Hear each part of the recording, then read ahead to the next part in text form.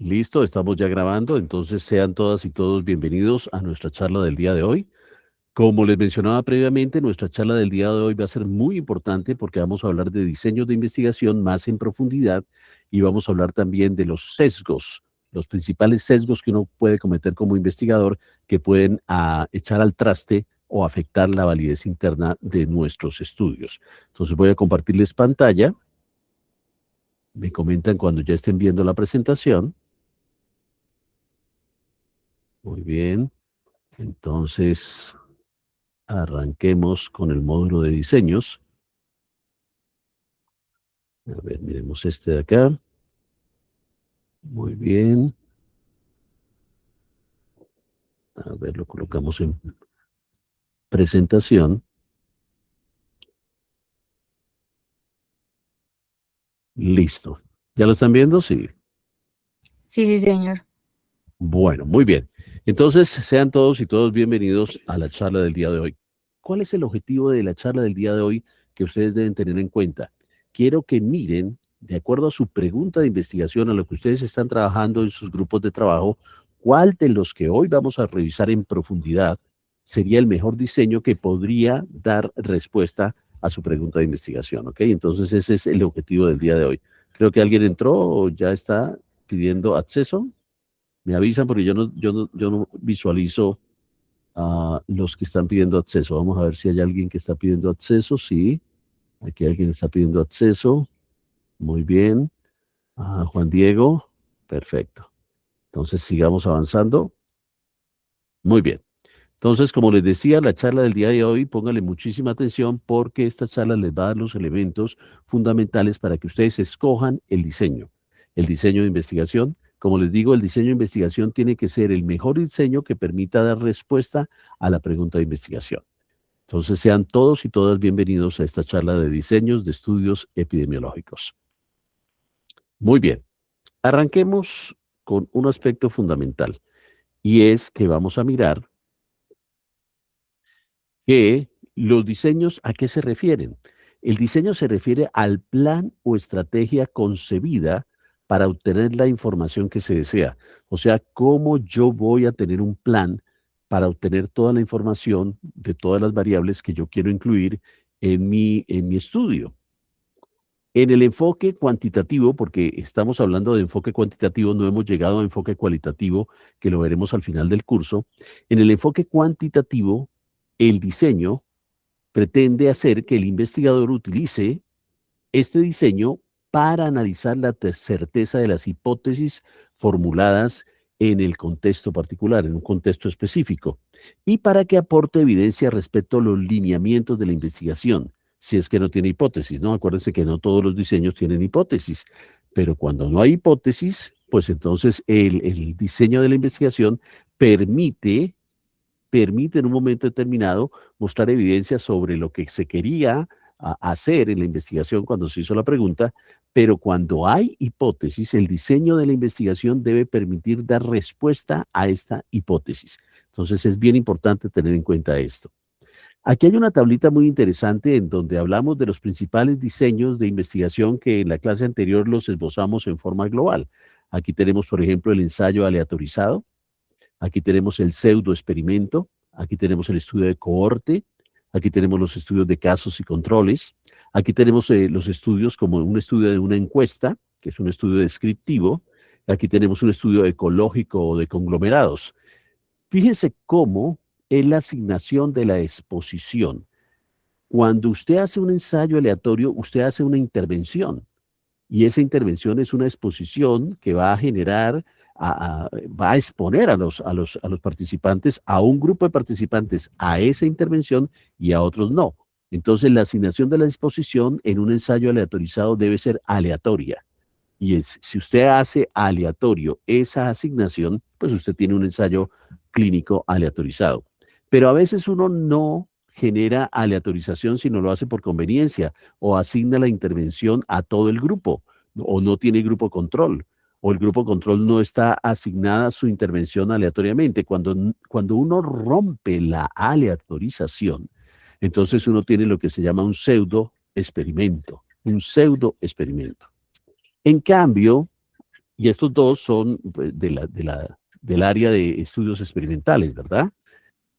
En cambio, los otros, que son el estudio de cohorte, el estudio de casos y controles, el estudio de encuesta, el estudio ecológico, miremos quién define la asignación. O sea, en un estudio de cohorte, la exposición que uno va a analizar no la está asignando el investigador, está fuera del control del investigador. O sea, la población, unos fuman, a otros no fuman. Usted no puso a fumar a unas personas y a dejar de fumar a otras personas. No, usted llegó, vio la cohorte con características similares y encontró que si su interés es estudiar el efecto del cigarrillo en algún desenlace, pues va a buscar quiénes son fumadores y quiénes no son fumadores. O el efecto de los anticonceptivos orales en la salud de la enfermedad en las mujeres. Usted va a tomar un grupo de mujeres en edad fértil y le va a preguntar, ¿ustedes usan anticonceptivos orales? Y ustedes no. Entonces ahí tiene los dos grupos, el grupo expuesto y el grupo no expuesto. En ese estudio de cohorte usted no asignó la exposición está fuera del control del investigador. Lo mismo que en los estudios de caso y control. En los estudios de caso y control, usted escoge los casos, sobre todo en enfermedades raras, en enfermedades que no son muy prevalentes. Entonces usted escoge los casos, por ejemplo, miastenia gravis, que es una enfermedad muy rara. Usted escoge a un grupo de pacientes con miastenia gravis y usted está pensando, ¿será que la dieta puede influir en la miastenia gravis? Y entonces usted hace un una encuesta para indagar cómo es que comen en los últimos 5 o 10 años las personas que tienen miastenia gravis y busca un grupo control, predominantemente que tenga potencial capacidad de ser caso, pero que no es caso en ese momento. A veces uno escoge grupos controles familiares de los pacientes con miastenia gravis y piensa que hay algún componente genético que se pueda expresar, etcétera, y también les indaga por el factor de exposición que usted quiere analizar. En este caso, en el ejemplo de la dieta. ¿Comían camarones? ¿Comían mariscos? ¿Será que la comida de mar está influyendo el desarrollo de miastenia gravis? Entonces usted hace toda una encuesta. ¿Usted ha comido qué tanto come mariscos? ¿Cuántos mariscos come al día, por semana? ¿Dónde los come? ¿Cómo los preparan? Etcétera. Y le hace la encuesta y le hace la pregunta de esa exposición a los dos grupos. O sea que realmente esa exposición está fuera del control del investigador en un estudio de caso y control. En un estudio de caso y control usted no está en un momento determinado generando el control de esa exposición. En las encuestas también. En las encuestas también usted hace una encuesta de opinión y usted quiere mirar de pronto si el nivel socioeconómico de una persona puede influir en la decisión de votar por un candidato de X partido o X partido. Ese factor de exposición que le interesa, que es el nivel socioeconómico, usted no le está asignando. Las personas ya tienen un nivel socioeconómico. Entonces, eso también, esa exposición o esa asignación de la exposición está fuera del control del investigador. Y en estudios ecológicos o estudios de conglomerado en donde uno hace el estudio de un grupo de individuos, de una población indígena o de un barrio o de una población que tiene algún comportamiento específico social o de salud, pues la exposición que usted está interesado en analizar ya la tienen un grupo de esas personas versus otro grupo de esas personas que no lo tiene. Entonces también está fuera del control del investigador. O sea que solamente la asignación de la exposición, usted la controla cuando está haciendo ensayos clínicos aleatorizados, en donde usted aleatoriza esa exposición o esa intervención, y también en pseudoexperimentos, en donde usted decide a este grupo de pacientes le voy a dar el tratamiento a este le voy a dar el tratamiento B, pero por conveniencia, porque no hice aleatorización. En el resto de estudios, usted no asigna la exposición. De hecho, por eso decimos que los ensayos aleatorizados y los pseudoexperimentos son experimentos, porque usted tiene la capacidad de asignar la exposición, que es la intervención que usted va a hacer. En cambio, en los demás, que son estudios de cohorte, casos y controles, estudios de encuesta, que tienen que ver con prevalencia, son estudios descriptivos, son transversales, y estudios ecológicos son estudios de tipo observacional, porque usted va a observar, usted no está experimentando, usted no está asignando absolutamente nada de esta intervención. ¿Está quedando claro el concepto? Profe, es Sí. que una amiga, Laura Cotres, está solicitando acceso. A ver, vamos a hacer que ingrese. Gracias por avisarme porque yo no estoy viendo la pantalla de los que piden acceso. Gracias. Muy gentil. Bueno, ¿está quedando claro ese concepto, chicos, de la asignación por el investigador o de la asignación fuera del control del investigador? Sí, señor. Señor. Bueno, entonces eso es bien importante, ¿no? Vayan pensando qué es lo que ustedes quieren hacer en su proyecto.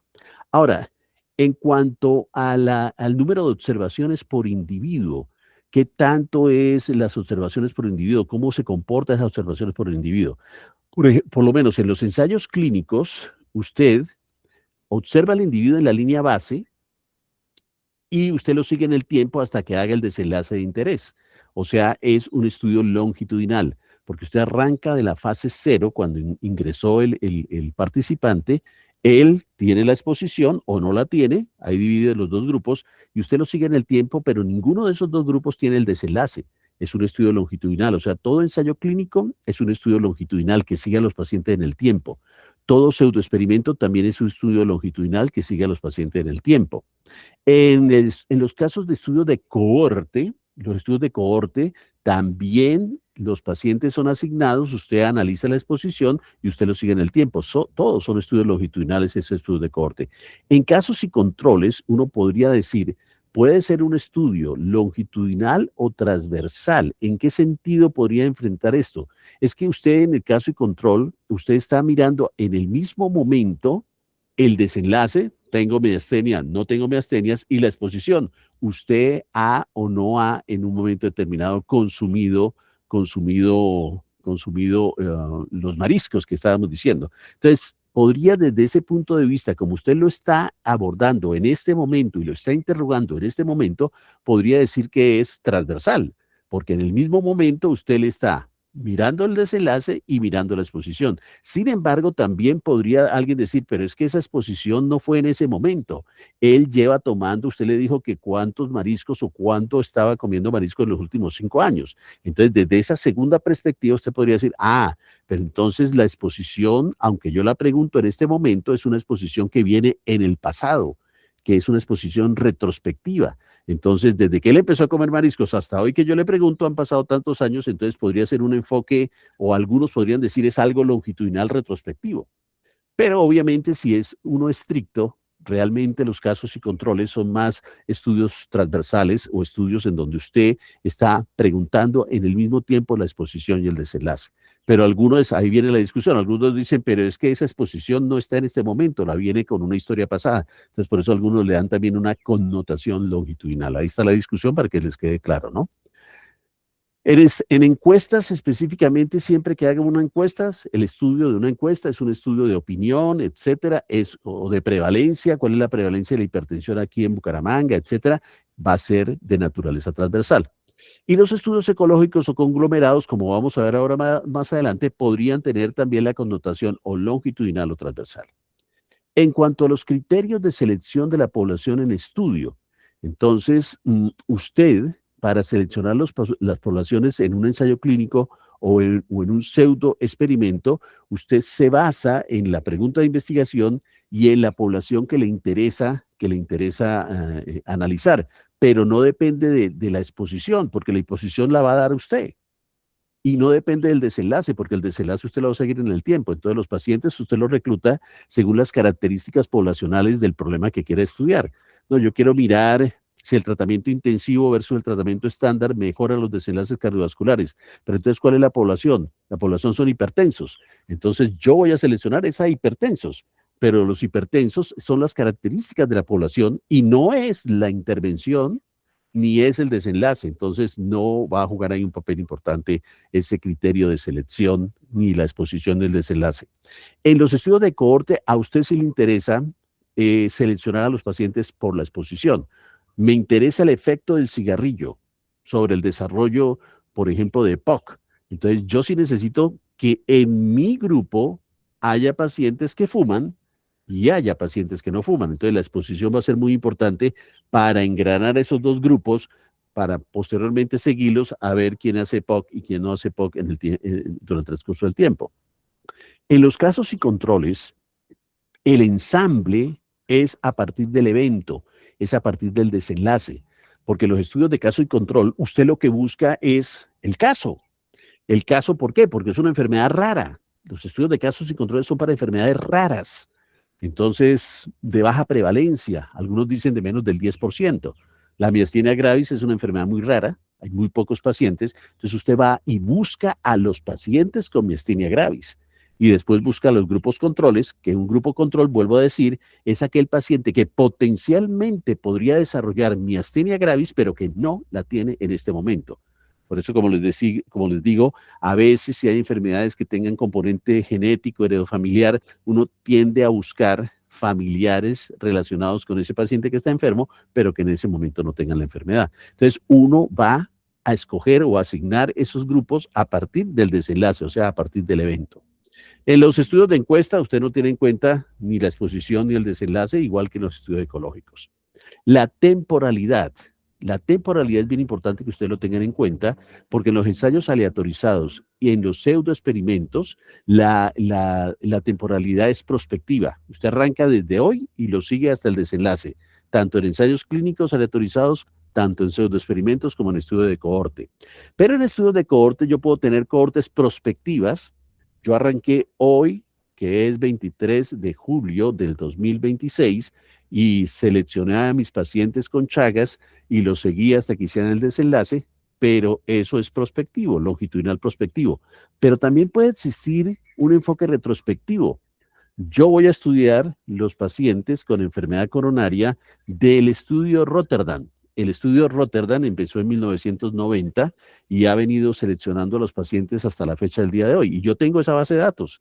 Si yo tengo esa base de datos, pues yo voy a hacer un análisis retrospectivo. ¿Por qué? Porque yo estoy hoy en 2026, pero los pacientes del estudio Rotterdam fueron integrados en 1990.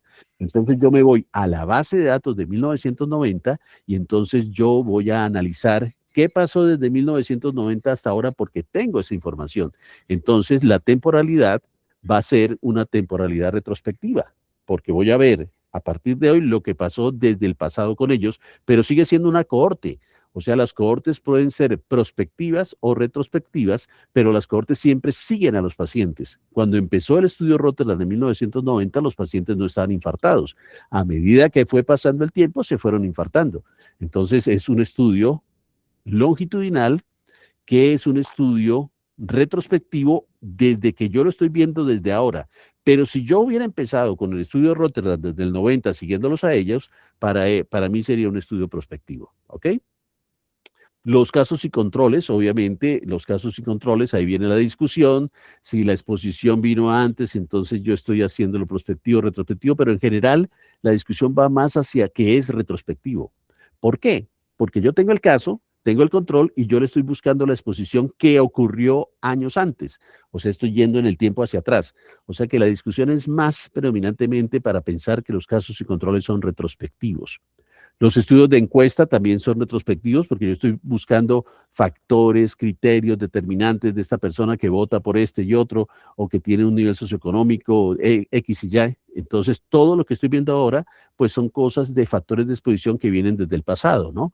Igual que los estudios ecológicos o de conglomerado. Y las unidades de análisis. ¿A quién voy a analizar en un ensayo clínico aleatorizado o en un pseudoexperimento? Al individuo que está participando. ¿A quién voy a analizar en una cohorte? Al individuo que está participando. ¿A quién voy a analizar en un estudio de casos y controles? A los individuos que están participando, igual que el estudio de encuesta.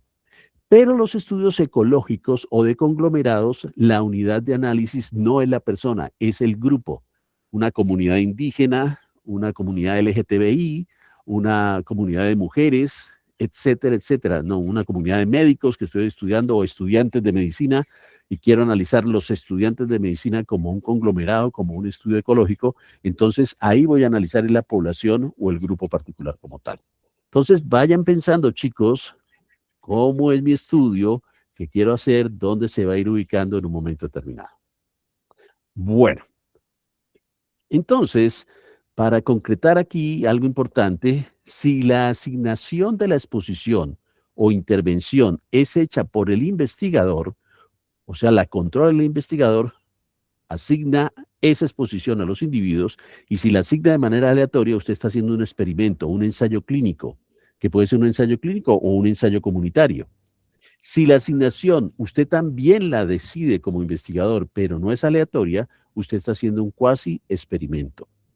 Y en cuanto a la asignación que no sea controlada por ustedes, porque es una exposición que viene de la población, o de los individuos. Entonces, estos son estudios observacionales. Si hay no secuencia temporal, al mismo tiempo usted está analizando la exposición y el desenlace, usted está haciendo un estudio transversal, por ejemplo, una encuesta, o si usted en un momento determinado está yendo de la causa al efecto, o sea, de la exposición al desenlace, usted está haciendo un estudio de cohorte, pero si usted está desde el efecto, que es el desenlace, yo tengo miastenia, ¿qué fue lo que me causó la miastenia? Estos son estudios de casos y controles. Bueno, ¿está quedando claro? ¿Va quedando claro? Sí, Emanuel, sí, ¿está quedando claro? Laurita, ¿está quedando claro? Sí, sí Sí, va profe. quedando claro. Es muy importante que, Valentina, es muy importante que vayan ubicándose, ¿no? Porque ustedes ya empiezan a ser investigadores y necesito que todos estos elementos vayan teniéndolos claro para que puedan tomar decisiones con respecto a cuál diseño para esta pregunta me va mejor, ¿no? De hecho, aquí podríamos pensar en hacer un pequeño ejercicio. Si yo quiero probar un medicamento y quiero darle a un grupo de pacientes un medicamento X y a otro un medicamento Y para mirar cuál de los dos medicamentos es mucho mejor, ¿qué tipo de estudio podría yo estar necesitando, Álvaro? Si yo quiero probar un medicamento, porque mi pregunta de investigación es que cuál de los dos medicamentos es mejor para una enfermedad, para un antibiótico, para una infección, por ejemplo. ¿Qué tipo de Eh, estudio debería yo usar? Podría ser un ensayo clínico, profe. Un ensayo clínico, exacto, un ensayo clínico, ese sería lo ideal. Yo estoy asignando la intervención. Pero si yo quiero mirar de pronto el efecto de un factor de exposición, por ejemplo, el efecto en un momento determinado de la contaminación ambiental sobre el desarrollo de hipertensión arterial en el tiempo, ¿yo qué diseño podría usar? Por ejemplo, David, ¿qué diseño podría usar si yo quiero evaluar la contaminación ambiental, cómo afecta a lo largo del tiempo para el desarrollo de hipertensión?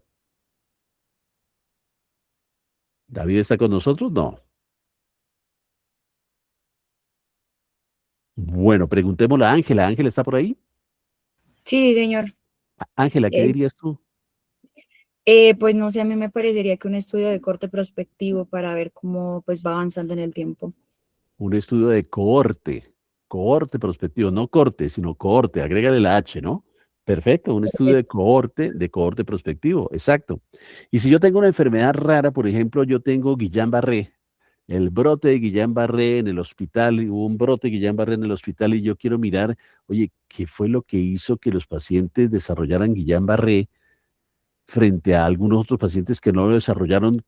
Y quiero mirar algún factor, de pronto, no, yo creo que de pronto el paciente puede que tenga Helicobacter pylori, y de pronto el Helicobacter pylori es el que está favoreciendo el Guillain-Barré. ¿Yo qué podría hacer ahí? Preguntémosle, por ejemplo, a Emanuel. Emanuel, ¿qué podríamos hacer ahí? Un estudio de casos y controles. Un estudio de casos y controles, donde yo selecciono los pacientes que tienen Guillain-Barré y busco familiares o personas vecinas que vivan en la misma región o que tengan una misma área de influencia y los escojo como controles cruzados por edad y sexo, para que la edad y sexo no sea un factor que sea determinante, y les hago endoscopia y les mido, les tomo una biopsia y este tiene Helicobacter pylori y les miro el Helicobacter pylori en los dos grupos y miro si el Helicobacter pylori puede ser significativamente diferente en el grupo que hizo Guillain-Barré comparado con personas de la misma región, área y sexo que no tienen Guillain-Barré. Bueno, entonces ya vamos viendo cómo podemos utilizar todos estos diseños diferenciales. Bueno, vamos a ir más a la profundidad. Ir más a la profundidad es que vamos a mirar un poquito más en detalle lo bueno, lo malo y lo feo de cada uno de estos diseños y el alcance que pueda tener. Entonces vamos a hablar de estudios descriptivos meramente versus estudios analíticos. Recuérdate que los estudios descriptivos, como su nombre lo dice, quieren es describir la distribución de patrones de un evento en una población determinada. Quieren describir, no quieren responder hipótesis, no quieren en un momento determinado tener grupos de comparación, quieren hacer una descripción. En cambio, los estudios analíticos van un poquito más allá. Los estudios analíticos quieren determinar asociaciones y quieren definir una variable que sea una variable de exposición o varias variables de exposición y una variable de desenlace o varias variables de desenlace. Entonces, ahí ya empezamos a analizar que ya podemos tener la famosa variable X y la famosa variable Y.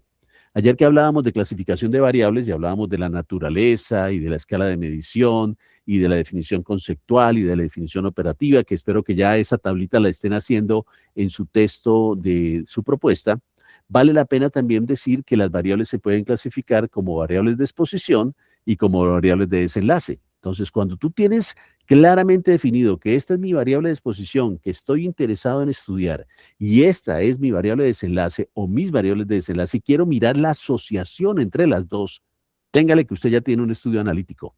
Y en un estudio analítico usted debe tener un grupo que está expuesto a ese factor y un grupo que no está expuesto a ese factor.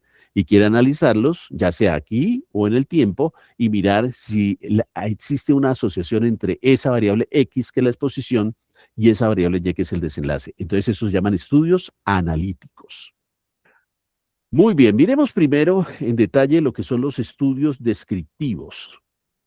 Y de hecho, una de las cosas que yo les decía, ustedes quieren ser buenos investigadores, ustedes deberían ganar la experiencia que en su hoja de vida, cuando se vayan a graduar y reciban el diploma en la universidad en unos 3, 4, 5 años, ustedes puedan decir, mire, yo hice un checklist y mi territorio de investigación, yo hice estudios descriptivos, yo hice casos y controles, yo hice o participé en un estudio de cohorte, yo participé en un ensayo clínico, ¡wow! O sea que ya tengo todo el recorrido de lo que quiero hacer. Esa es una motivación para que ustedes piensen que deben hacerlo y lo pueden hacer. Entonces, los estudios descriptivos, como les decía ahorita, no analizan vínculos entre una exposición, que es la variable X, y un desenlace, que es la variable Y. Apoyan definición de necesidades básicas, planes y programas. O sea, un estudio descriptivo me puede en un momento determinado servir como políticas de salud, ¿sí? Yo describo la situación de la enfermedad diarreica aguda en el pueblo en donde yo estoy haciendo rural. Uno como rural puede hacer investigación, como interno, como estudiante puede hacer investigación. Entonces, yo hago el análisis descriptivo de la diarrea y trato de mirar qué tipo de diarrea era, por qué era, no, estos son por parásitos, estos son por amibas, esto es por desnutrición, etcétera. Y entonces eso se lo puedo mostrar a las autoridades de salud y le digo, mire, mi pueblo donde yo estoy haciendo mi rural tiene un problema de que los niños están con diarreas y el problema es que miren que la diarrea es fundamentalmente por esto hay que hacer campañas de desparasitación, hay que hacer campañas de nutrición, hay que hacer campañas de educación de cómo lavar las manos en los niños, cómo cuando se va y se preparan los alimentos también hay que lavarse las manos, etcétera. Entonces, fíjate, fue un estudio descriptivo que ayudó a apoyar planes, programas, o sea, los estudios descriptivos son valiosos. No es que no sean valiosos, son valiosos porque pueden ayudar a esto. Ahora, los estudios descriptivos pueden provenir de estadísticas de morbilidad y mortalidad. Usted podría ya hacer un estudio descriptivo si va a la base de datos de la Fundación Cardiovascular o del Hospital Universitario de Santander y dice, deme la información de los pacientes con el código de tal enfermedad en los últimos 5 años porque yo quiero mirar, hacer un estudio descriptivo para mostrar las características de esta población. Enfermedades que quiera usted demostrar o procedimientos. Entonces es importante porque hay información a partir de la cual usted podría hacer un estudio descriptivo. Información de vigilancia epidemiológica, de registros de mortalidad, de qué se murió la gente el último año en el Hospital Universitario de Santander en el Departamento de Medicina Interna. Yo estoy rotando como estudiante de Medicina Interna y quiero saber de qué murió. Por favor, va al Departamento de Estadística, deme las estadísticas, deme las historias clínicas de los pacientes que ingresaron de esta fecha a esta fecha al hospital y que murieron, que aparecen con alta defunción. Entonces usted empieza a decir, bueno, entonces la muerte en el último año en el Departamento de Medicina Interna de los pacientes hospitalizados fueron estas y estas y estas y estas causas. O sea, está haciendo un estudio descriptivo, que puede ser de utilidad para que entonces la gente sepa cuál es la prevalencia de las enfermedades que llevan a que los pacientes mueran, no las características de los pacientes que se mueren estando hospitalizados en el hospital. Bueno, entonces fíjate que te estoy dando ideas para que tú sepas que sí puedes hacer investigación, que no necesitas ser un genio, que no necesitas tener los miles de millones de dólares, que no te necesitas tener una propuesta de investigación aprobada por el NIH. Lo que necesitas es querer hacerlo, tener la idea y tener el tiempo para hacerlo, porque vas a necesitar revisar historias, vas a necesitar sacar información, vas a necesitar manejar muchos retos como de pronto información faltante, etcétera, pero que lo puedes hacer, lo puedes hacer. Y eso sería un paso importante a ustedes si quieren ser científicos e investigadores en su hoja de vida. Yo, siendo estudiante de tercer semestre, estudiante de cuarto semestre, hice mi primera investigación, que fue un estudio descriptivo, lo presenté en un congreso en la universidad, lo presenté en un congreso nacional, lo publiqué en Médica Suisse, lo publiqué en Salud Suisse, y qué chévere, ya tienes tu primera publicación. Suelen ser el primer paso de una investigación epidemiológica analítica. De aquí pueden surgir hipótesis, pero tú no quieres probar hipótesis. En la mayoría de casos, en un estudio descriptivo uno no prueba hipótesis absolutamente, ni está haciendo grupos de comparación en general, ¿no? Bueno, en los estudios descriptivos, tú tienes que claramente definir las características del evento que vas a estudiar. La diarrea en Mogotes, que es donde estoy haciendo mi rural. Causas de diarrea en Mogotes en el último año. Entonces, tienes que describir las características del evento, el estado de salud de una población, en qué momento hiciste el estudio, de enero del 2026 a diciembre del 2026, en dónde, en Mogotes, en qué personas, en pacientes pediátricos, porque a mí me interesa la pediatría. Quiero saber por qué los niños en Mogotes en el último año consultaron por diarrea en mi hospital estando yo de rural. ¡Wow! ¿De rural usted también está haciendo investigación? Sí.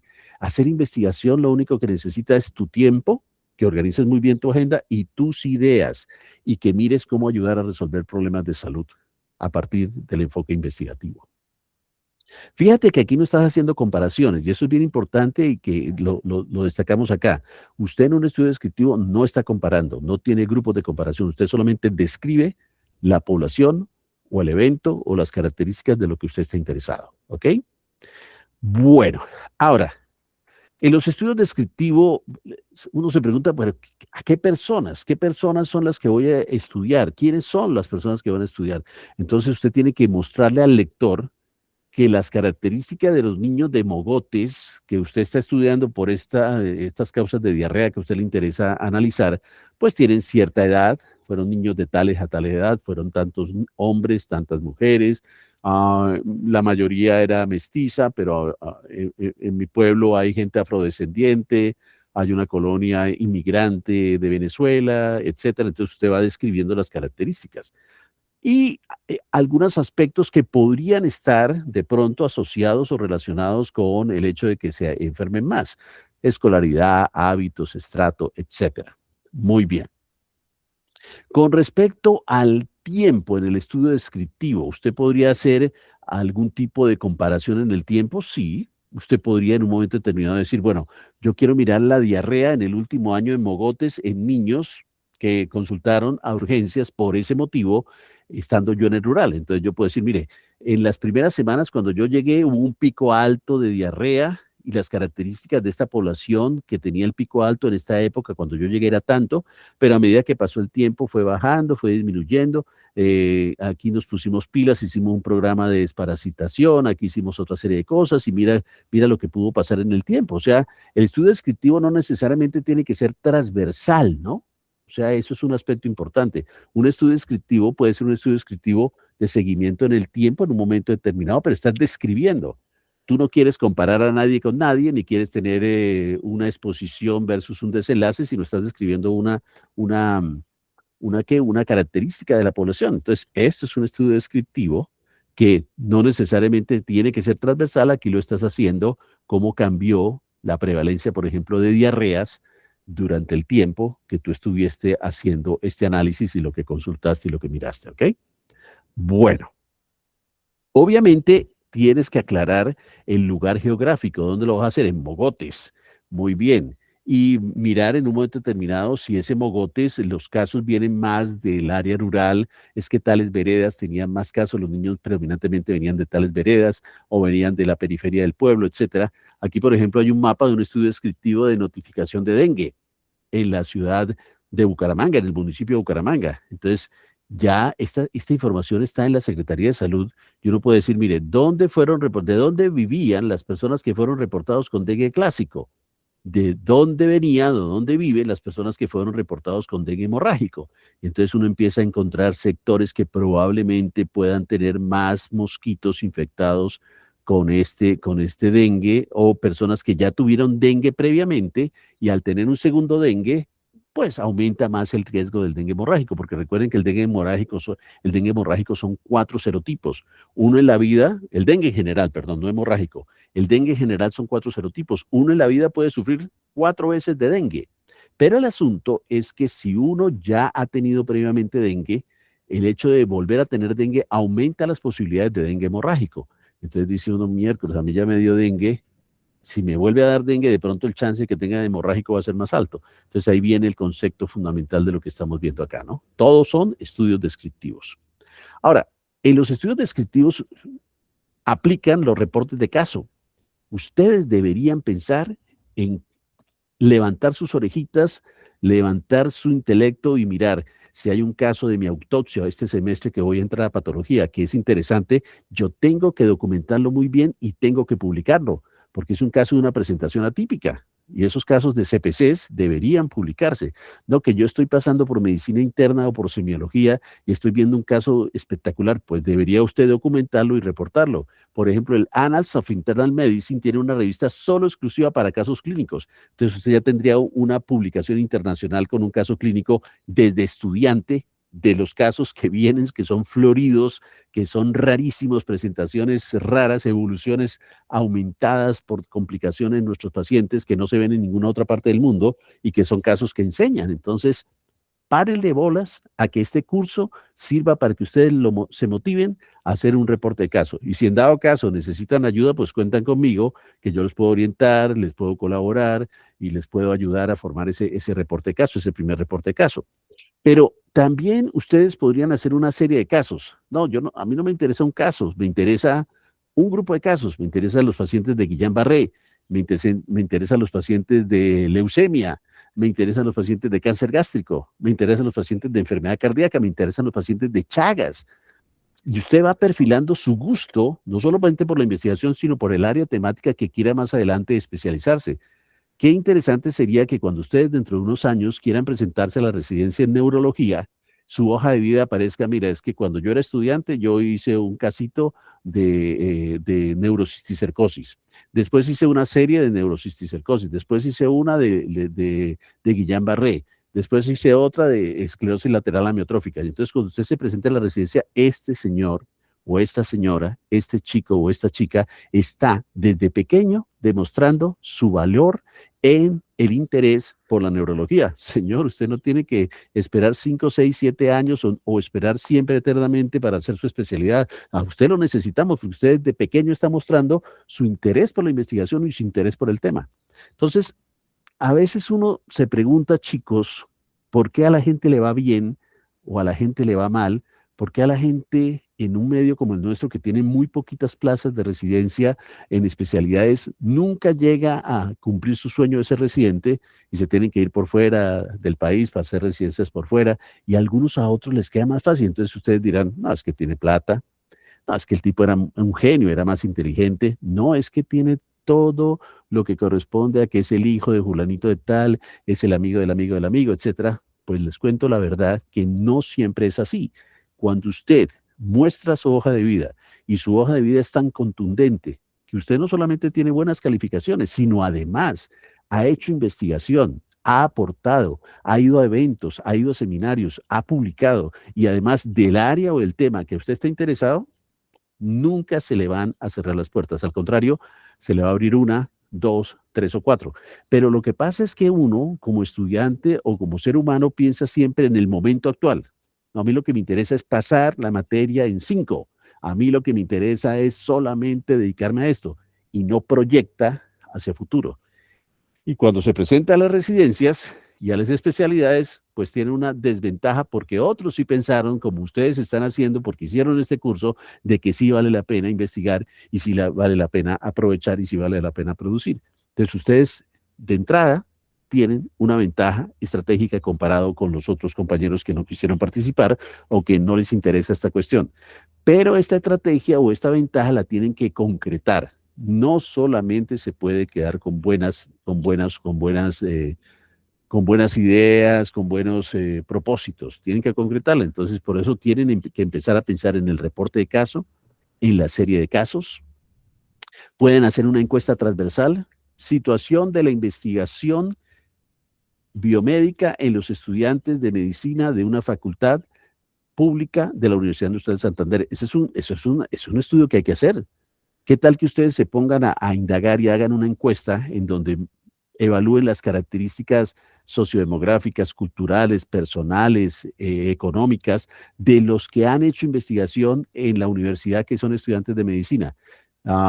¿Qué es hacer investigación? Que pertenezcas a un semillero, que además de pertenecer a un semillero hayas presentado un abstract en un evento nacional o internacional, que además de eso tengas alguna publicación, que además de esto seas coautor de un proyecto de investigación, y entonces ustedes lo publican en Salud Suisse o en Médica Suisse. Miren, las características, ¿cuál es el porcentaje de estudiantes de medicina de la Facultad de Salud desde primer semestre hasta 10º semestre que están involucrados en actividades de investigación? ¿Cuáles son las características de los que sí investigan y lo logran y cuáles son de los que se quedan en el camino?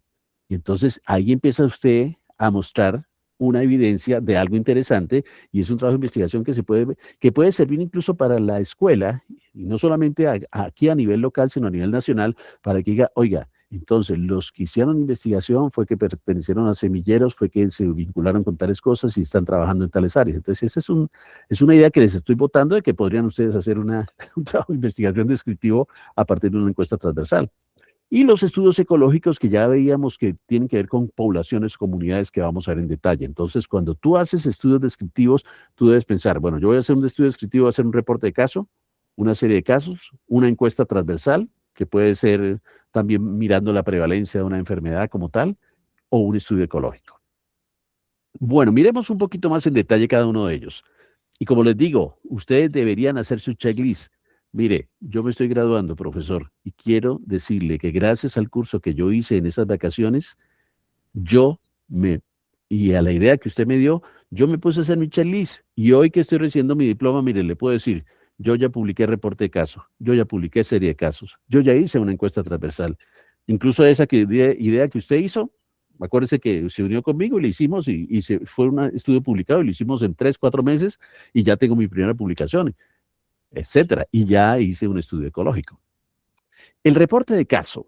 El reporte de caso explora comportamientos de un paciente con diferentes propósitos.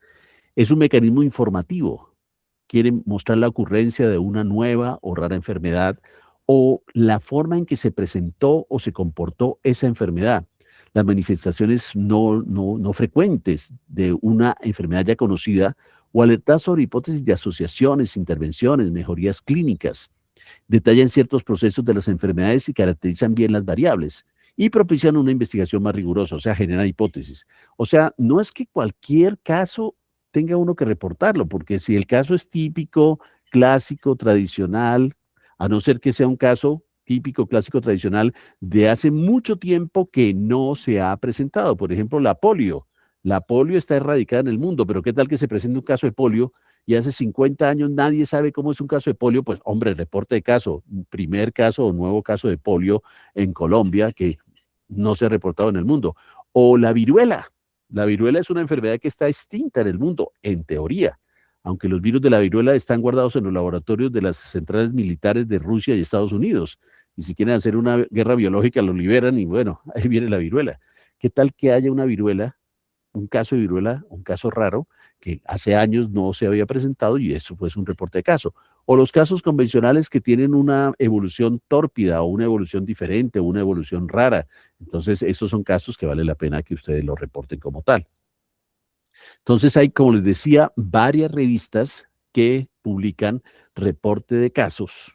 Por ejemplo, este caso es para una revista de enfermería, el manejo de enfermería de pacientes con COVID-19 que recibieron ECMO en la Fundación Cardiovascular, un reporte de caso. Entonces ahí está un grupo de personas que están reportando este caso clínico. Y entonces hacen una introducción, hacen los hallazgos clínicos, el diagnóstico, la intervención, el desenlace y las conclusiones de este caso clínico.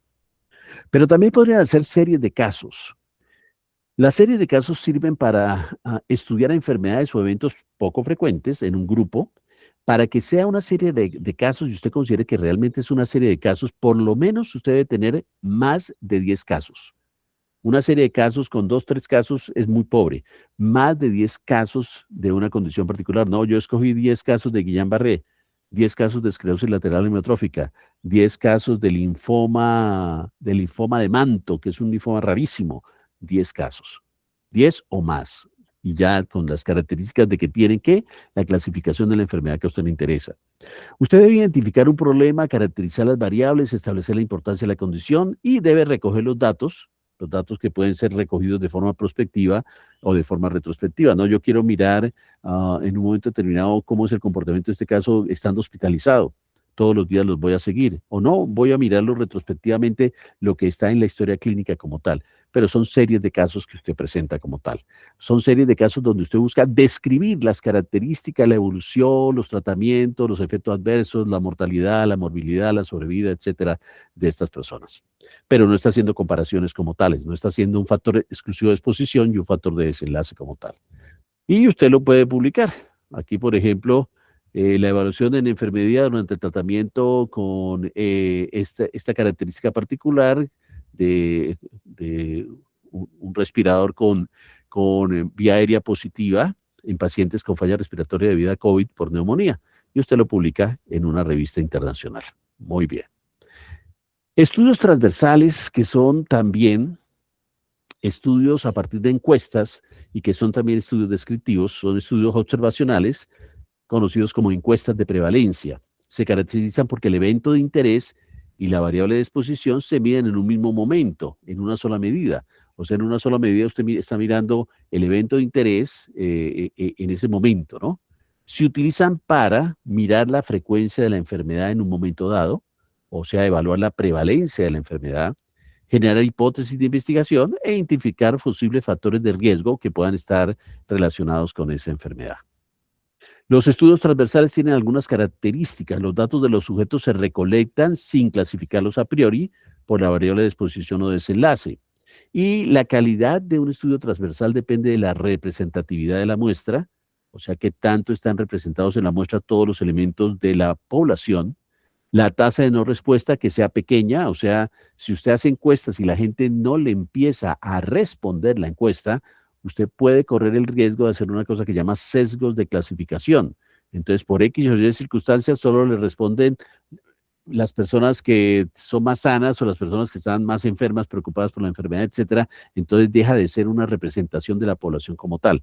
Por eso, en las encuestas, usted debe asegurarse de que la respuesta a las encuestas sea obtenida en más del 85-90% de los que usted ha pedido encuestar. Porque si hay más del 10 a 15 o 20% de pérdida de respuesta a estas encuestas, usted puede estar sufriendo el riesgo de un sesgo de clasificación en el sentido de que las personas que usted le respondió en la encuesta son realmente diferentes a las personas que son de la población general y que obviamente aquellas también que no respondieron a la encuesta.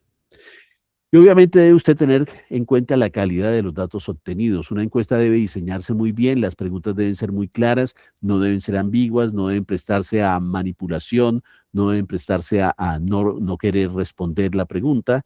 Y en ocasiones hay algunos temas, comportamiento sexual, uso de psicofármacos, etcétera, cosas como traumas de la infancia, etcétera, que a veces la gente no responde en las encuestas. Y usted no puede obligar a una persona que le responda a esa pregunta. ¿Sabes qué? Pásame a la siguiente. No, esta no quiero contestarla. No, es una cosa privada, no quiero manifestar, etcétera, etcétera, etcétera. Y entonces tú empiezas con esa encuesta que no tiene la capacidad de que la gente responda a todas las preguntas a tener datos incompletos, datos faltantes y a perder la validez real de tu información. ¿Cuáles son las ventajas y las desventajas de los estudios transversales? ¿Qué ventajas y desventajas tienen? Bueno, miremos las ventajas de los estudios transversales. Son más eficientes para estudiar prevalencia de enfermedades en la población.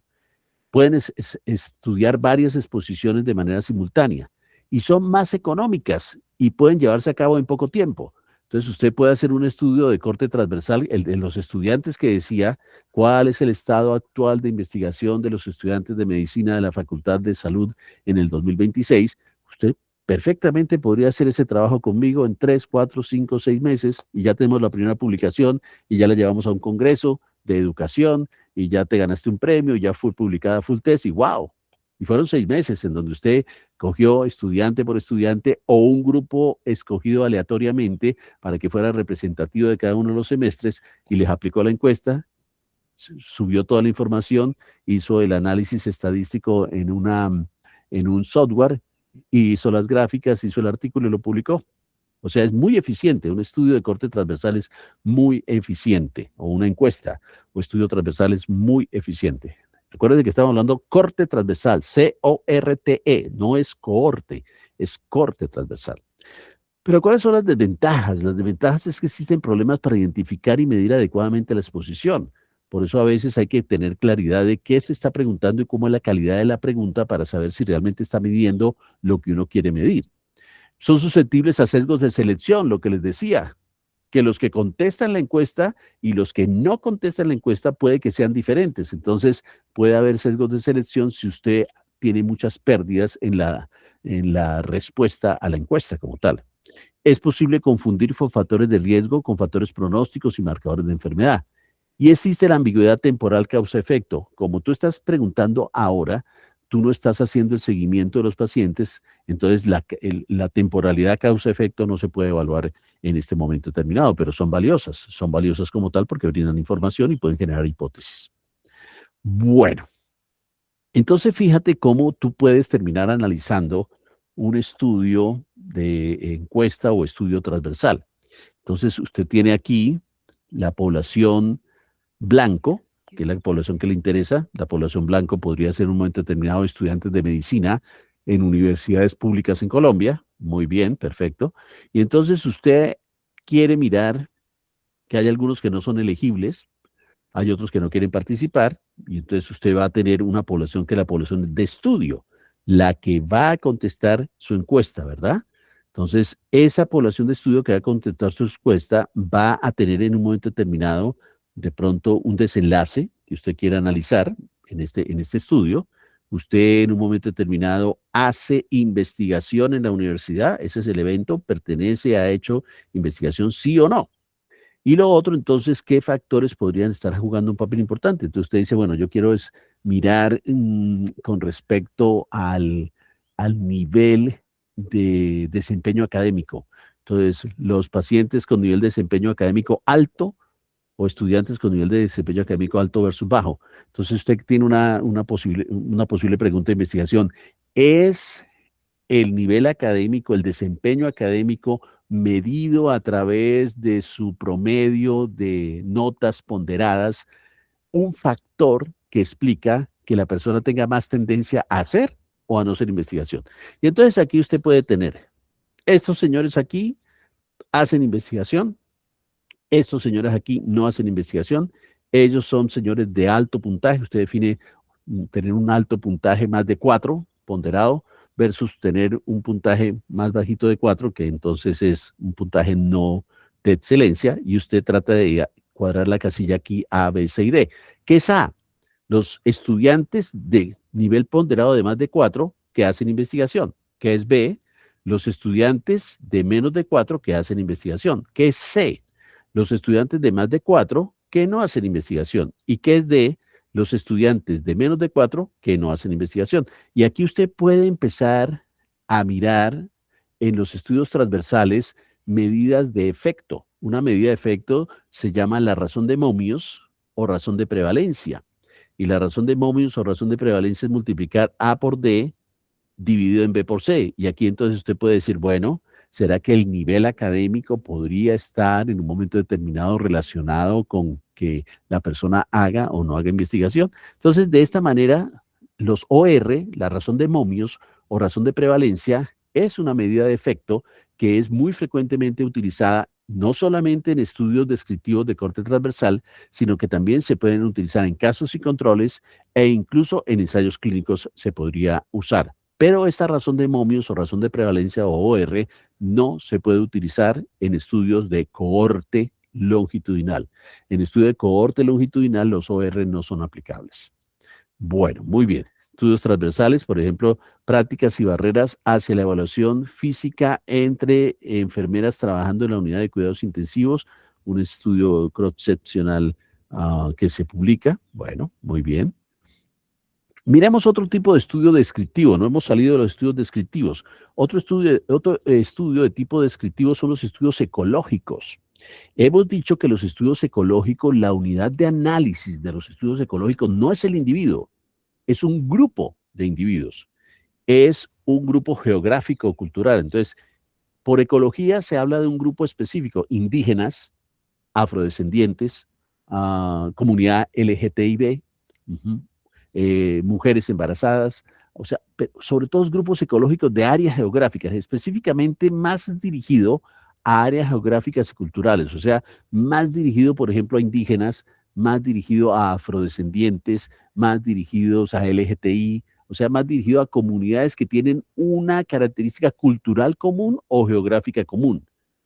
También puede ser un barrio, las personas que viven, por ejemplo, en la zona norte de Bucaramanga, o las personas que viven en Ruitoque Alto Golf Club, o los que viven en la Mesa de los Santos. Entonces, eso relacionado también a una comunidad que cumple una característica geográfica, que se mantiene en un barrio, en una ciudad, en un país, o comunidades religiosas o indígenas, etcétera. Entonces, cuando uno quiere estudiar ese tipo de personas con esa característica cultural o geográfica tan específica, está uno enfrentándose a un análisis de un estudio ecológico. Cuenta con información de la exposición y el evento en promedios grupales. Los datos fueron colectados de forma separada y con propósitos diferentes al estudio y no se conocen los datos individuales. Tú quieres conocer los datos de la comunidad, no los datos de los individuos, sino los datos como tal de la comunidad.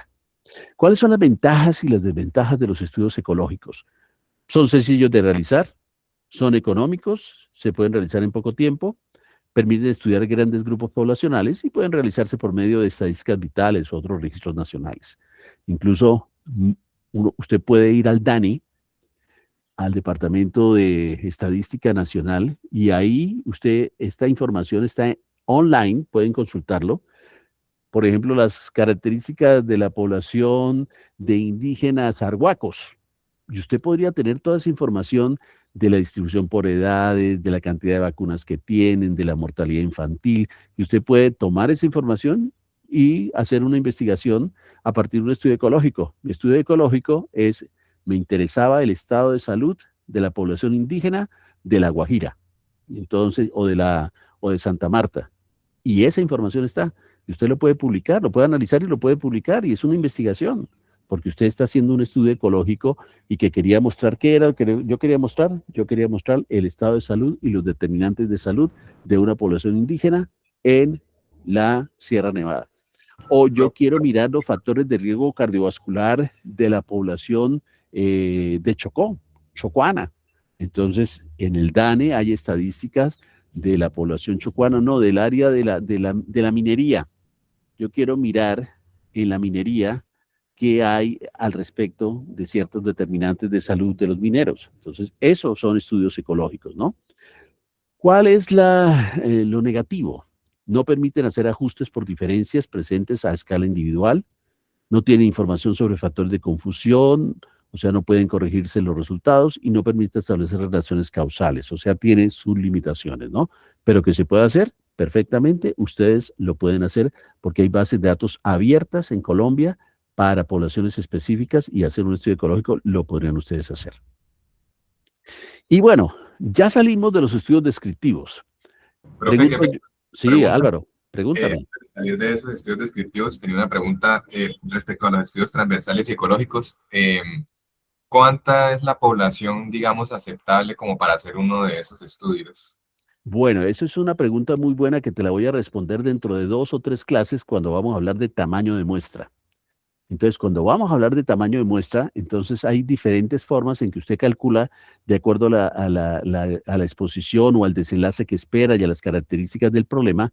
Puede usted decir, mi tamaño de muestra para tener un poder estadístico del 80% y para tener de pronto un alfa del 5% es de tanto. Esa pregunta, por favor, házmela en 2 o 3 clases que te voy a explicar cómo es de importante calcular el tamaño de muestra. En general se habla en serie de casos más de 10, para que tengas algún tipo de capacidad de que las variables se distribuyan de manera normal, mínimo 30 o entre 30 a 100 individuos. Entonces, pero bajo estrictas circunstancias particulares, usted puede modificar o puede calcular específicamente cuál sería el tamaño de muestra, en especial no tanto para estudios descriptivos, sino en especial para este tipo de estudios analíticos, porque para que usted encuentre diferencias estadísticamente significativas o las logre descubrir porque las hay, tiene que tener un grupo de exposición y un grupo de comparación y tiene que tener un adecuado poder que es mínimo del 80 y un adecuado alfa o error tipo 1 que es de un 5%. Entonces, esos cálculos de tamaño de muestra son más específicamente necesarios para este tipo de análisis o de estudios que voy a empezar a explicarles, que son estudios analíticos. Para los estudios descriptivos no es tan necesario un cálculo de tamaño de muestra porque no estás probando una hipótesis como tal, ¿ok? Ok, profe, muchas gracias. ¿Y cómo hacerlo? Lo vamos a mirar en dos clases, lo vamos a mirar. La gran pregunta es, chicos, díganme ustedes, ¿les interesaría empezar y pensar en hacer un reporte de caso? ¿Les interesaría de pronto en hacer una serie de casos?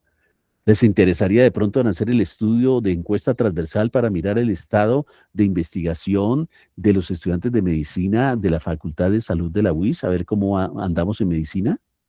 Fíjate que se puede hacer. El hecho es que ustedes generen la idea, saquen el tiempo, se reúnan con algún profesor, puede ser conmigo o con algún otro profesor que tenga experticia en investigación, y se hacen las cosas, se publican y terminas tú contribuyendo al conocimiento, contribuyendo a las políticas de incentivar la educación en investigación en la universidad y terminas tú presentando el proyecto en un congreso evento científico nacional o internacional, sacando un abstract, haciendo un póster, publicándolo y agregándolo a tu hoja de vida, y cuando te presentes dentro de unos años, ya tengo experiencia en hacer investigación en estudios transversales. Y ya hice checklist, hice un estudio transversal como tal.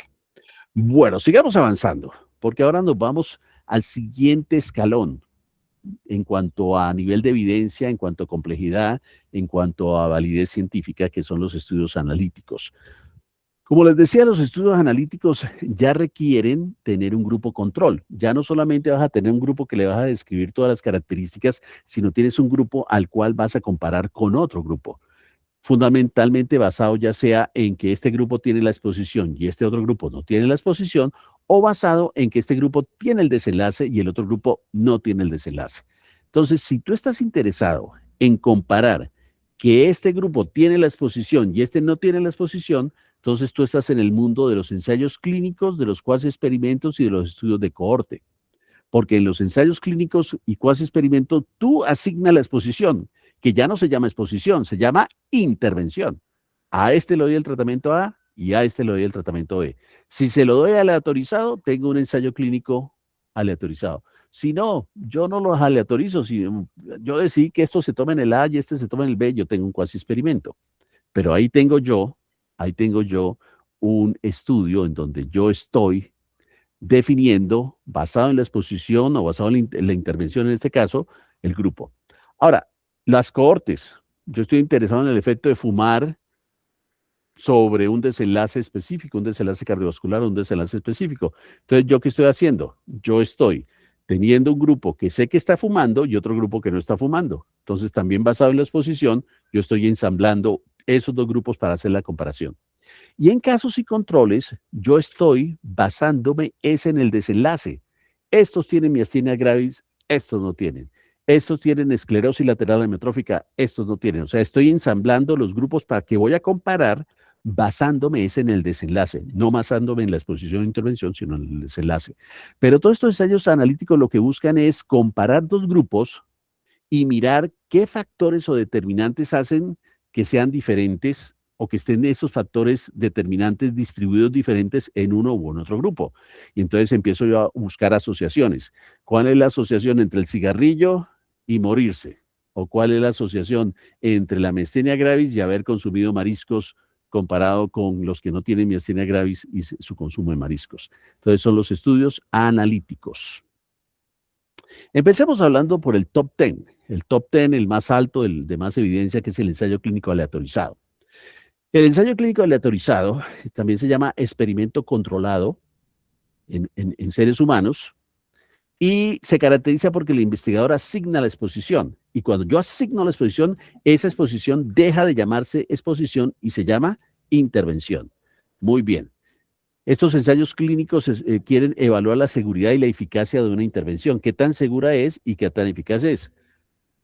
Por ejemplo, el estudio SPRINT, en donde usted a un grupo de pacientes le baja la presión arterial por debajo de 120 y a otro grupo de pacientes le mantiene la presión arterial entre 130 a 139, lo sigue en el tiempo y mira qué tanto disminuyen los eventos cardiovasculares y se encuentra que, wow, el 25% de disminución de infarto, de falla cardíaca y de muerte si usted tiene pacientes hipertensos con menos de 120 comparado con entre 130 y 139. ¡Wow! Es muy eficaz, pero también tiene que mirar la seguridad. Muchos eventos adversos, más eventos adversos en el grupo con tratamiento intensivo, más falla renal en el grupo con tratamiento intensivo.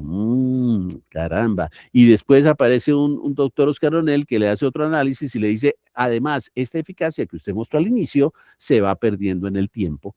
Y entonces se convierte en un factor protectivo inicial, en un factor de riesgo al final, sobre todo en algunas poblaciones como mujeres, gente de raza negra, gente que tiene enfermedad cardiovascular. Entonces dice, miércoles. Entonces esto que era tan bueno al principio resultó que no era tan bueno al final. Entonces, estos estudios de ensayos clínicos tienen que ir de la mano de las dos cosas. Usted mira eficacia, pero también mira seguridad, porque no queremos llevarnos por delante a nuestros pacientes, ¿no? Son prospectivos, longitudinales y tienen al menos dos observaciones al inicio y al final.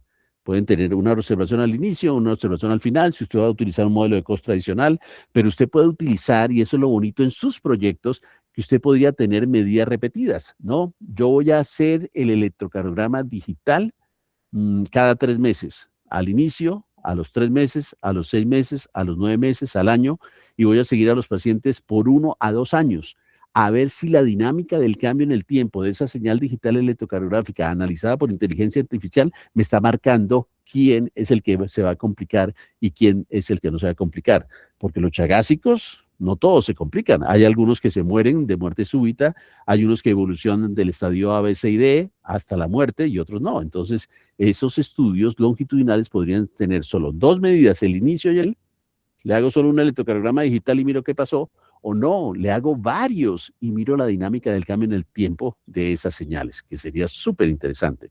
Muy bien, ahora una cosa importante, estas intervenciones que yo puedo hacer en un ensayo clínico no solamente son medicamentos, no solamente es tratamiento A versus tratamiento E, también pueden ser intervenciones no farmacológicas. Entonces, intervenciones no farmacológicas como que yo a un grupo de pacientes les enseño cómo en un momento determinado lavarse las manos y a otro grupo de pacientes los dejo como normalmente lo hacen y miro si la intervención educativa de enseñarle a un grupo de pacientes a lavarse las manos disminuye la diarrea, los parásitos intestinales o lo que yo quiera hacer. O sea, las intervenciones no necesariamente en un ensayo clínico son de fármacos. Pueden ser intervenciones educativas, pueden ser intervenciones de cualquier tipo. Ustedes podrían hacer un ensayo clínico en la universidad con sus estudiantes, con sus compañeros. Imagínense que ustedes digan, voy a aleatoriamente seleccionar en mi semestre a la mitad del grupo para que utilice tal herramienta informática o tal sitio web, portal para que estudie anatomía. Y a la otra mitad, común y corriente, como siempre se ha hecho, asistir a clases, ver el libro y toda la cosa, pero no les digo que esta herramienta que estamos probando, estamos diseñando, existe, y entonces miramos al final qué pasa con el desempeño académico. Los que utilizaron esta herramienta pedagógica, cómo les fue en el desempeño académico comparado con los que utilizaron el método tradicional, y entonces usted lo que está evaluando o validando es una herramienta educativa. Entonces, fíjate cómo se van generando ideas para que ustedes estando, y wow, de tercer semestre, de cuarto semestre, de quinto semestre, ¿ya hicieron su primer ensayo clínico? Sí, ya hicimos nuestro primer ensayo clínico. ¿Pero cómo? ¿Se lo aprobó la FDA? No, no era necesario que lo aprobara la FDA porque esto no era un medicamento, esto era una intervención educativa. Entonces, si ven cómo lo que parece lejano, lo que parece tan lejos como el premio Nobel, yo siempre le he dicho que no, señor, está muy cerca. Lo que se necesita es tener la mente preparada y el conocimiento y leer y aprender estas cosas para que ustedes sepan qué se puede hacer, ¿ok? Ahora, las unidades de análisis son los individuos o los grupos en un momento determinado. Si usted hace un ensayo clínico por conglomerado, podría ser los grupos, pues en este caso las unidades de análisis son los pacientes de un grupo A intervenido versus el grupo B que no recibió la intervención. ¿Cuáles son las características principales de un ensayo clínico aleatorizado? Primero, que siempre va a haber un grupo que usted va a intervenir y va a haber un grupo control. Un grupo control que en general podría ser un placebo si es un medicamento. Yo le doy este medicamento y al otro le doy agüita, pero que cada vez se ve que éticamente no es tan bueno que sean grupos placebo. Por ejemplo, si usted quiere probar un nuevo antihipertensivo y tiene un grupo de pacientes hipertensos y aleatoriamente usted selecciona a los pacientes que le va a dar el nuevo antihipertensivo, no es ético que a los otros que son hipertensos los deje usted con placebo, porque los otros que son hipertensos, si usted los deja con placebo, les va a dar infarto, les va a dar enfermedad cerebrovascular y usted los va a enfermar. Entonces siempre se dice que el grupo control debería ser el mejor medicamento que está disponible a la fecha para tratar esa enfermedad, y usted compara ese mejor medicamento que está disponible a la fecha para tratar esa enfermedad con el nuevo medicamento que usted quiere probar. Por eso aquí decimos, ¿será que placebo está todavía aún vigente?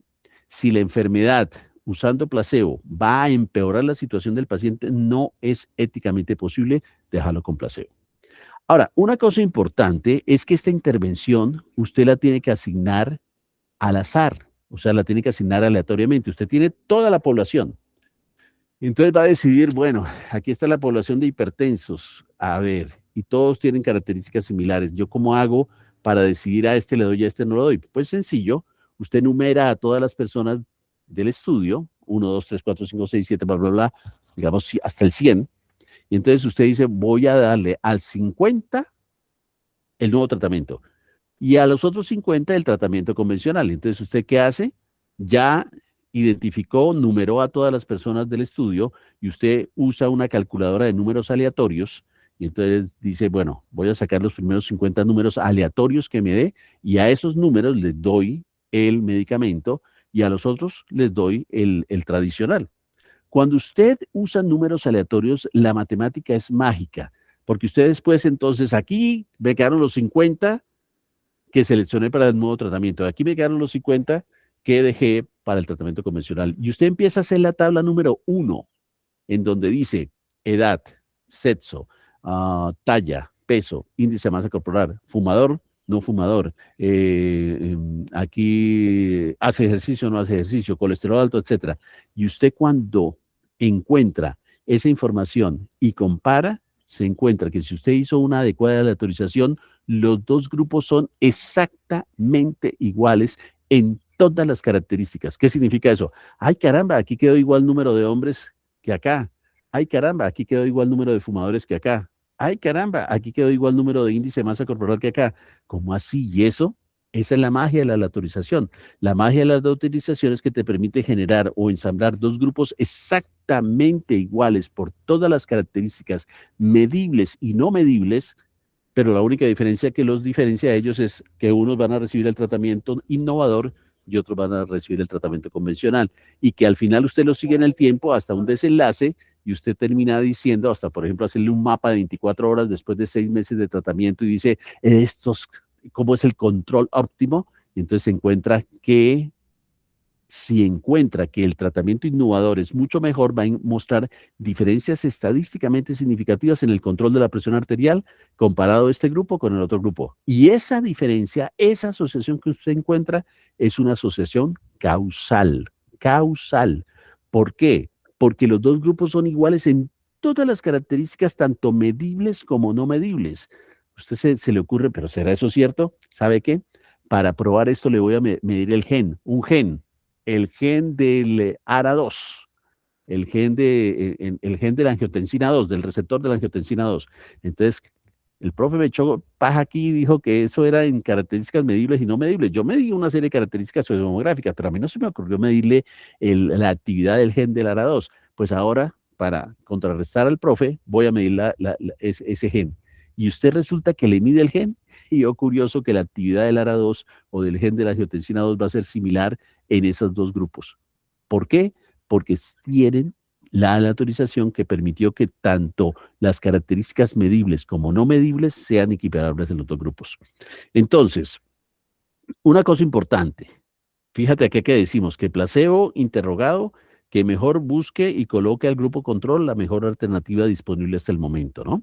Ahora, se controla la selección de los sujetos del estudio.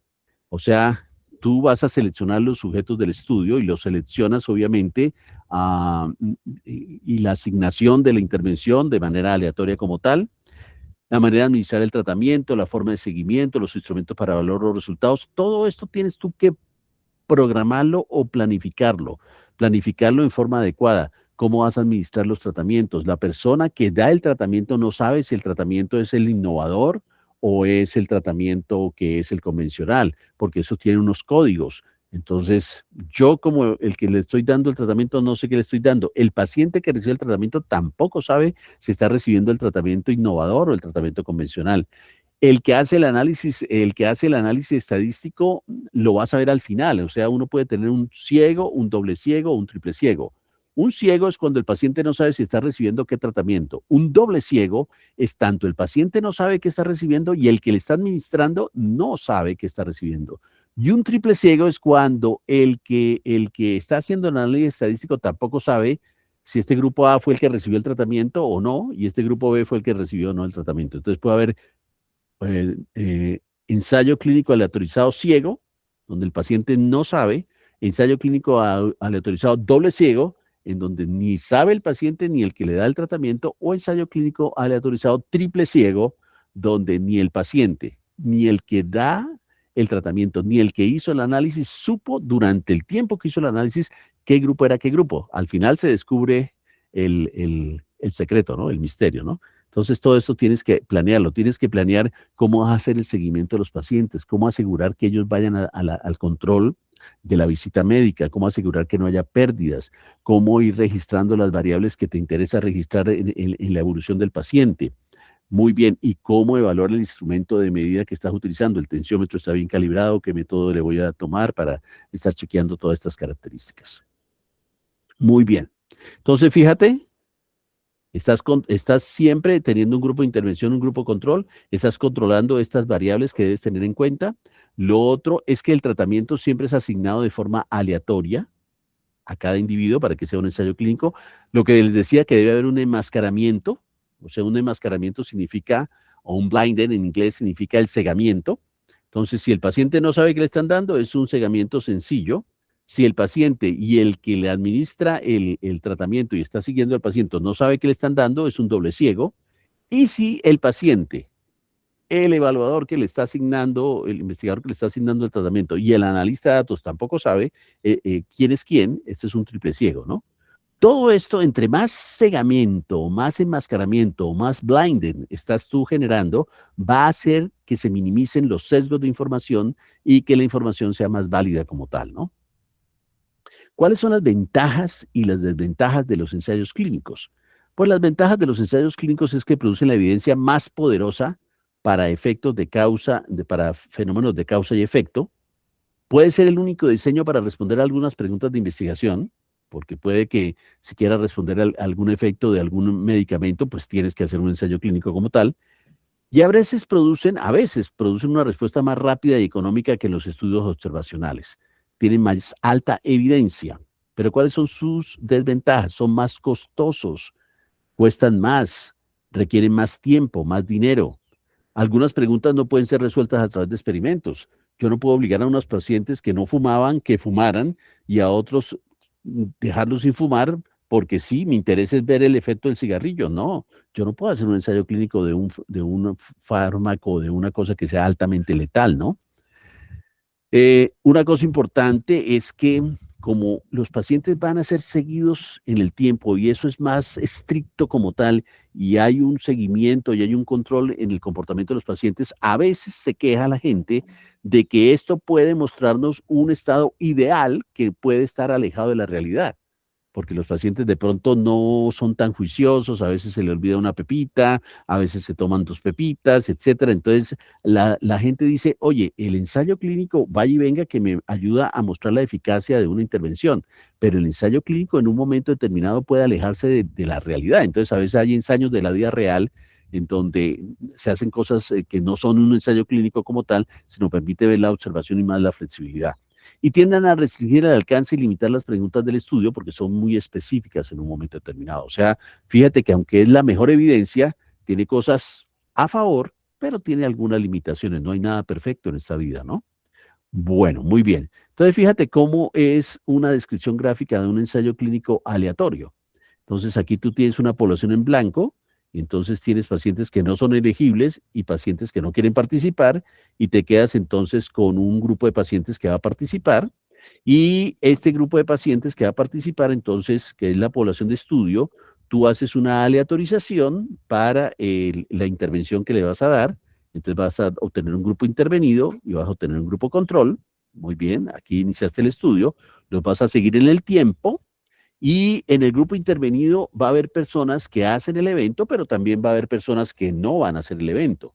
Y en el grupo control también va a haber personas que van a hacer el evento o el desenlace y otras que no van a hacer el evento o el desenlace. Entonces tú puedes aquí hacer una incidencia del número de eventos sobre el tiempo de seguimiento por persona, tanto el grupo intervenido como el grupo control, y tú vas a calcular los riesgos relativos o los hazard ratio, o sea, las medidas de efecto para mirar el nivel de asociación en un ensayo clínico son estas dos fundamentalmente, el riesgo relativo o los hazard ratio. Son las dos medidas para mirar la eficacia de esta intervención en ensayos clínicos. Hay diferentes tipos de ensayos clínicos, entonces vamos a mirar que el ensayo clínico clásico es que tú tienes un grupo de participantes, los aleatorizas la intervención, este es el grupo intervenido, este es el grupo control y lo sigues en el tiempo hasta que hacen el desenlace. Aquí algunos harán el desenlace, otros no, aquí algunos harán el desenlace y otros no, entonces tú haces la comparación como tal en ese que es un estudio de un ensayo clínico clásico, que es un ensayo clínico en paralelo, ¿no? Pero tú también puedes tener un ensayo clínico factorial, en donde tú subclasificas a los pacientes según ciertas características o ciertos factores adicionales que quieres estudiar. Entonces, yo voy a hacer el estudio del sprint basado en tratamiento intensivo versus estándar, pero quiero mirar ciertos factores, por ejemplo, dependiendo de los años en que el paciente es hipertenso, que eso puede influir en la respuesta. Entonces yo digo, mi primer grupo va a ser un grupo que está recién diagnosticado de hipertensión, mi segundo grupo va a ser un grupo que va a estar diagnosticado en los últimos 5 años y mi tercer grupo va a ser personas que tengan más de 5 años que hayan estado diagnosticados de hipertensos. Y a esos voy a probarles la intervención, tratamiento intensivo versus tratamiento estándar, a ver cómo les va. O sea, metí otro factor adicional al hecho de la intervención para mirar si ese factor puede estar jugando un papel importante en el análisis. Entonces, eso se llaman ensayos factoriales, cuando no es solamente la exposición, sino también es otra característica o factor que me interesa analizar y que quiero estudiar, ¿no? Y tenemos los famosos, el tercer ejemplo son los ensayos cruzados, los ensayos clínicos aleatorios cruzados, en donde, ¿qué es lo que yo hago? Primero, el primer grupo y el segundo grupo le hago una intervención diferencial, al primer grupo le hago tratamiento intensivo, al segundo grupo le hago tratamiento estándar, después veo los desenlaces y después hago un washout o un tiempo de lavado en el cual dejo que el efecto que yo estaba midiendo se diluya y entonces ahora los que yo tuve inicialmente como tratamiento estándar los convierto en tratamiento intensivo y los que tenía como tratamiento intensivo los convierto en tratamiento estándar y los sigo también en el tiempo. Esto para mirar en un momento determinado si esta intervención, sin importar si cruzo después de un tiempo de lavado a los grupos, sigue siendo y sigue mostrándome la misma evidencia que me estaba mostrando. Entonces, eso se llaman ensayos clínicos cruzados. Y el último es un ensayo clínico único en donde yo tengo un participante, un individuo, que le hago una intervención, lo sigo en el tiempo, hago una medida, después hago un washout y después le hago una segunda intervención. Estos son para, por ejemplo, pacientes con cánceres terminales, en donde el paciente tiene muy poca probabilidad de vida y se está probando medicamentos innovadores.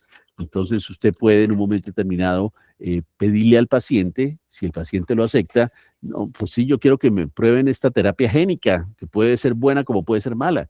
Entonces, en la primera etapa le dan el tratamiento convencional, miran la evolución, cómo evolucionó y tal, y después de un washout le hacen el tratamiento innovador y miran ahora con el tratamiento innovador qué tanto mejoró o no mejoró el paciente. Son situaciones de ensayos clínicos de paciente único o ensayos clínicos de un único paciente en situaciones en donde enfermedades muy raras, muy calamitosas, en donde se sabe que de pronto no hay mucha posibilidad de sobrevida, pero el paciente acepta probar nuevos fármacos para beneficio ya sea propio o de futuros pacientes como tal. ¿Ok? ¿Se está quedando claro entonces los diferentes tipos de ensayos clínicos que se pueden diseñar, chicos y chicas? Valentina, ¿te está quedando claro? Jorge, ¿te está quedando claro? Sí, señor. Sí, profe. Sí. Laura Mariana, ¿te está quedando claro? Sí, señor. Bueno, muy bien. Es muy importante eso y que vayan mirando cuál es el diseño que yo podría hacer para mi trabajo de investigación que estoy mirando actualmente, ¿no? Mira, los ensayos clínicos son la mejor, si bien hechos, son la mejor evidencia, la evidencia top 10, y las asociaciones que tú encuentras son asociaciones de causalidad. Son asociaciones de causa-efecto, son asociaciones de causalidad. Ahí vemos algunos ejemplos en la presentación para que ustedes lo puedan mirar más en detalle cuando vayan a revisar esta presentación. Tenemos el otro estudio que es el estudio de cuasi experimentales. Los cuasi experimentos son estudios en los cuales los sujetos o grupos de sujetos de estudio no están asignados aleatoriamente. La asignación de la intervención no es hecha aleatoriamente. Los diseños cuasi experimentales más usados siguen la misma lógica e involucran la comparación de los grupos de tratamiento y control como en los ensayos clínicos, pero la diferencia fue que tú no asignaste aleatoriamente la intervención. Aunque los cuasi-experimentos son más vulnerables a las amenazas de la validez que los estudios aleatorios, los cuasi-experimentos no requieren asignaciones aleatorias al grupo experimental, por eso son generalmente más factibles de hacer que los ensayos clínicos. Yo puedo tener un cuasi-experimento, ya sea porque entonces no asigné aleatoriamente la intervención y algunos intervienen y algunos no intervienen, o yo puedo tener también un cuasi-experimento si yo tengo todo un grupo control y todo un grupo control, o un grupo, perdón, que intervengo, pero no tengo grupo control. Si yo tengo un grupo que intervengo y no tengo un grupo control, también tengo un cuasi experimento. Bueno, sigamos aquí avanzando. Me voy a mover un poquito porque aquí estoy interrumpiendo el trabajo de un colega, entonces voy a moverme un poquito. Espero que me estén viendo y que me sigan, porque me voy a mover aquí a una nueva ubicación. Muy bien, vamos en cuasi experimentos. Estoy moviendo acá, voy a correrme aquí un poquito. Muy bien. Me voy a ubicar por acá me voy a ubicar para seguir trabajando con ustedes.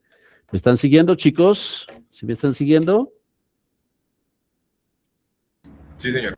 Bueno, aquí me voy a ubicar para trabajar un poquito con ustedes. A ver si me ubico mejor acá porque no me da espacio. Bueno, sigamos entonces avanzando. Entonces, tenemos ventajas y desventajas de los estudios cuasi experimentales. ¿Cuáles son las ventajas y las desventajas de los estudios cuasi experimentales? Primero, las ventajas proveen una aproximación a los ensayos clínicos cuando la aleatoriedad no es posible. Y a veces no es posible la aleatoriedad porque de pronto humanamente no es posible enmascarar la intervención o no es posible en un momento determinado ni es adecuado hacer que no se conozca qué se está tomando o qué no se está tomando, etcétera. Entonces uno termina haciendo un cuasi experimento. Es versátil como los ensayos clínicos que pueden usarse para medir resultados a nivel poblacional o de programas de intervención. Y cuando se diseñan, controlan y analizan apropiadamente, pueden ofrecer una evidencia más fuerte que una observacional. Son más simples y más económicos de realizar comparado con un ensayo clínico aleatorizado. Pero también tienen desventajas, alta susceptibilidad de sesgos, porque el hecho que usted no aleatorice puede que usted se encuentre que en la tabla 1 los grupos no son totalmente comparables en todas, o sea, no son equiparables en todas las características. Puede que alguna de las variables en los dos grupos, al no hacer la aleatorización, sea diferente en un grupo que otro y entonces usted tenga que tener en cuenta esa variable para incluirla en el modelo como una variable de ajuste, ¿no? Entonces, por eso puede generar susceptibilidad a sesgos, en especial sesgos de selección y sesgos de confusión. Al utilizar grupos ya existentes, compromete la validez externa y la aplicabilidad de los resultados y puede presentarse el efecto placebo y el efecto Wharton, que se puede presentar en un momento determinado. Wharton es un efecto que significa el efecto de ser observado. Si usted, yo le digo que voy a hacer un estudio para mirar el comportamiento de los estudiantes en el salón de clase, y si yo quiero mirar, porque tengo sospechas de que algunos estudiantes en el salón de clase no le paran bolas al profesor, se dedican a mirar el WhatsApp, se dedican a chatear, se dedican a leer lo de otra clase o a hacer las tareas que le quedan pendientes en la propia clase. Entonces, si yo quiero hacer eso, el comportamiento de los estudiantes en el salón de clase, y yo no les digo nada, sino que pongo unas cámaras de video para mirar ese comportamiento, entonces ustedes se comportan naturalmente. Pero si yo empezando la clase les digo, señores, vamos a hacer un estudio porque estoy preocupado por el nivel de atención y de capacidad de concentración de ustedes en la clase, les voy a hacer este estudio, estoy casi que seguro que ustedes dejan de ser lo que eran normalmente en clase. Entonces ahora sí le ponen más atención, ahora sí ya como que guardan el celular, ya como que saben que la camarita los está filtrando, los está grabando. Entonces ese se llama el efecto Harton, que es un sesgo. Si el paciente sabe que está siendo observado, el paciente por tendencia cambia su comportamiento natural. Y esto puede generar entonces una pérdida de información válida y puede dañar la investigación. Entonces, por eso en ocasiones, cuando uno va a hacer una investigación donde el comportamiento de la persona puede ser el de interés para usted, usted trata de guardar silencio y no decir que el paciente está siendo vigilado, está siendo observado, está siendo investigado. ¿Ok? Bueno, muy bien. Ahora, obviamente los diseños cuasi experimentales pueden tener también grupo control y en un momento determinado, y pueden tener algunos tipos de diseños, subdiseños específicos para ellos, que no voy a profundizar porque no es el interés, pero lo pueden ustedes leer en su libro de metodología y obviamente al repasar este material que les voy a compartir. Bueno, muy bien. Vámonos a los estudios de cohorte. Los estudios de cohorte, que de pronto pueden ser los estudios que ustedes van a hacer con sus proyectos de investigación. Podrían ser estudios de cohorte. Los estudios de cohorte, los individuos que tienen algo en común forman un mismo grupo y este grupo que es seguido en el tiempo se llama una cohorte. La palabra cohorte, con H, viene de las legiones romanas, del ejército romano. Entonces, de acuerdo a la capacidad de entrenamiento y de función del ejército romano, pues se llamaban las cohortes. Por ejemplo, los que iban con la lanza, los lanceros caminando, eso era la cohorte de lanceros. Los que iban en caballo, los jinetes, era la cohorte de jinetes. Los que mandaban la catapulta con esas piedras, o con esas bolas de fuego, eran los catapulteros. Entonces, la palabra cohorte viene del ejército romano. La cohorte significa un grupo de individuos que tienen las mismas características. Entonces, cuando uno hace un estudio de cohorte, uno busca un grupo de individuos con la misma característica. Por eso estamos hablando de enfermedad de Chagas. Yo, mi estudio, voy a hacer un estudio en enfermedad de Chagas, voy a tener una cohorte de pacientes con Chagas. No voy a hacer un estudio de cohorte para mirar algunas características de la hipertensión, pues tengo mi grupo de pacientes hipertensos. ¿Ok? Los sujetos de estudio son elegidos de acuerdo con la exposición de interés. Aquí vale la pena tener en cuenta que, entonces, ahí está la cohorte, pero entonces la exposición de interés en un momento determinado es fumar. Entonces yo voy a escoger la cohorte de hipertensos y voy a mirar los que fuman versus los que no fuman, porque voy a comparar quiénes fumaban y quiénes no fumaban en esta cohorte para ver efectos que puedan tenerse. Se selecciona el grupo expuesto y el grupo no expuesto y se sigue en el tiempo. Finalmente se evalúa el evento de interés. O sea, tengo que tener una exposición claramente, tengo que tener primero una característica común, o sea, una población de cohorte común. Tengo que tener una exposición que me interesa evaluar y debo tener un grupo que está expuesto a esa exposición y otros que no. Y debo haber definido un desenlace y debo también haber definido un tiempo de seguimiento. No, yo voy a hacer un estudio de cohorte a 1 año. No, yo voy a hacer un estudio de cohorte a 2 años. No, yo voy a hacer un estudio de cohorte a 5 años. Por lo general, estudios de oncología que quieren mirar la sobrevida de pacientes que tienen cánceres, se hacen estudios con seguimiento a 5 años, porque todos hablan de que a 5 años, si usted ya tuvo un cáncer y ya sobrevivió 5 años, ya está curado del cáncer y ya es la meta fundamental. Si usted puede sacar a un paciente vivo con un cáncer 5 años, Eso es una meta que es estandarizada. Pero ese tiempo de seguimiento no necesariamente es estandarizado en todos. Entonces hay unos seguimientos que son diferenciales dependiendo en un momento determinado de los tiempos de seguimiento. Bueno, voy a seguir por aquí porque tengo que cambiar de sitio. Sígame, por favor, porque aquí vamos a buscar un poquito más de aire. Aquí estamos en unas reformas locativas, pero vámonos aquí a ver el panorama, a ver un poquito más de aire en este ambiente particular. Listo. Aquí corre más brisa, hay un aire mucho mejor. Estamos en un aire, en una zona un poquito contaminada, oliendo a pintura y a lo que llamamos nosotros insecticida y cosas de esta. Entonces, por eso quise cambiar. ¿Sí me están viendo bien la presentación? Sí. Sí, señor. Bueno, una cosa importante de esos estudios de cohorte es que permiten mirar la temporalidad, la causa y el efecto, porque tú arrancas con un grupo de pacientes expuestos, pero no tienen el desenlace y tú lo sigues en el tiempo hasta que hagan el desenlace. Entonces tú puedes ver efectos de temporalidad, causa, efecto, ¿no? Y las cohortes pueden ser prospectivas o retrospectivas. Las cohortes prospectivas se asemejan mucho a ensayos clínicos, pero en el caso es que los ensayos clínicos están asignando la intervención, en cambio en las cohortes no se asigna la intervención. Se ve la situación de manera natural, cómo evolucionan las cosas de manera natural, ¿no? Bueno, muy bien. ¿Cuáles son las características de los estudios de cohorte? Algunas características es que es indispensable que al inicio del estudio los sujetos estén libres del evento de interés. Si su interés es mirar el desarrollo de infarto agudo de miocardio, usted no puede tener pacientes que ya están infartados o que ya tienen infarto.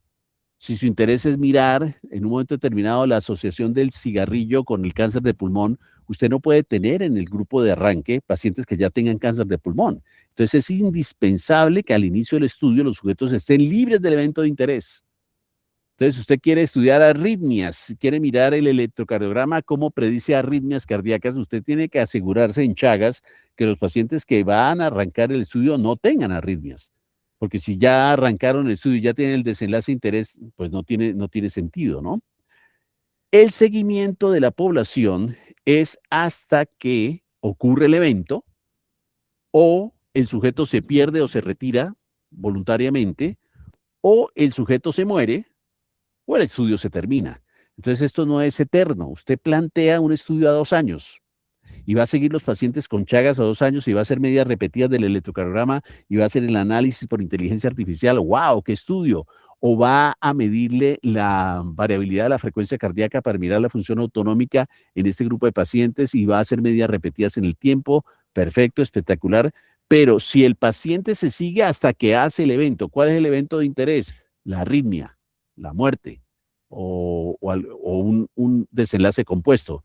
Que ocurra una de estas 4 causas o 4 primeras causas, que se muera, que le hagan trasplante, que le coloquen cardiocirculador implantable o que haga arritmia. Bueno, si hace alguna de ellas, usted lo siguió hasta ahí.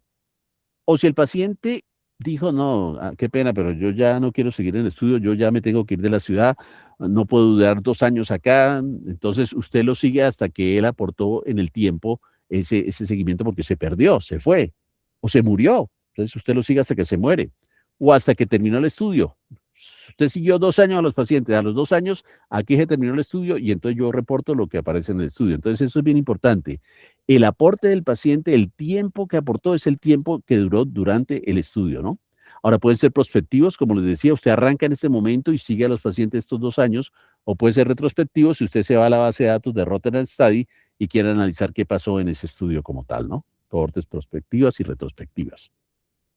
¿Cuáles son las ventajas y desventajas de los estudios de cohorte? Las ventajas de los estudios de cohorte es que son los más cercanos a un experimento clínico, con la diferencia de que usted no está haciendo intervención. Puede existir una relación causa-efecto que se puede verificar porque usted partió de la exposición y va hacia el desenlace. Pueden estimarse medidas de riesgo. Las medidas de riesgo que se pueden estimar en un estudio de cohorte son el riesgo relativo y el hazard ratio. Son las medidas que se pueden determinar. No es necesario dejar de tratar a un grupo como sucede con los ensayos clínicos aleatorizados, no. Usted puede seguir tratando, si su factor de exposición no tiene que ver con el tratamiento, pues los pacientes tienen que seguirse tomando sus medicamentos como tal. A usted lo que le interesa es los que están expuestos o no expuestos a cierto factor específico.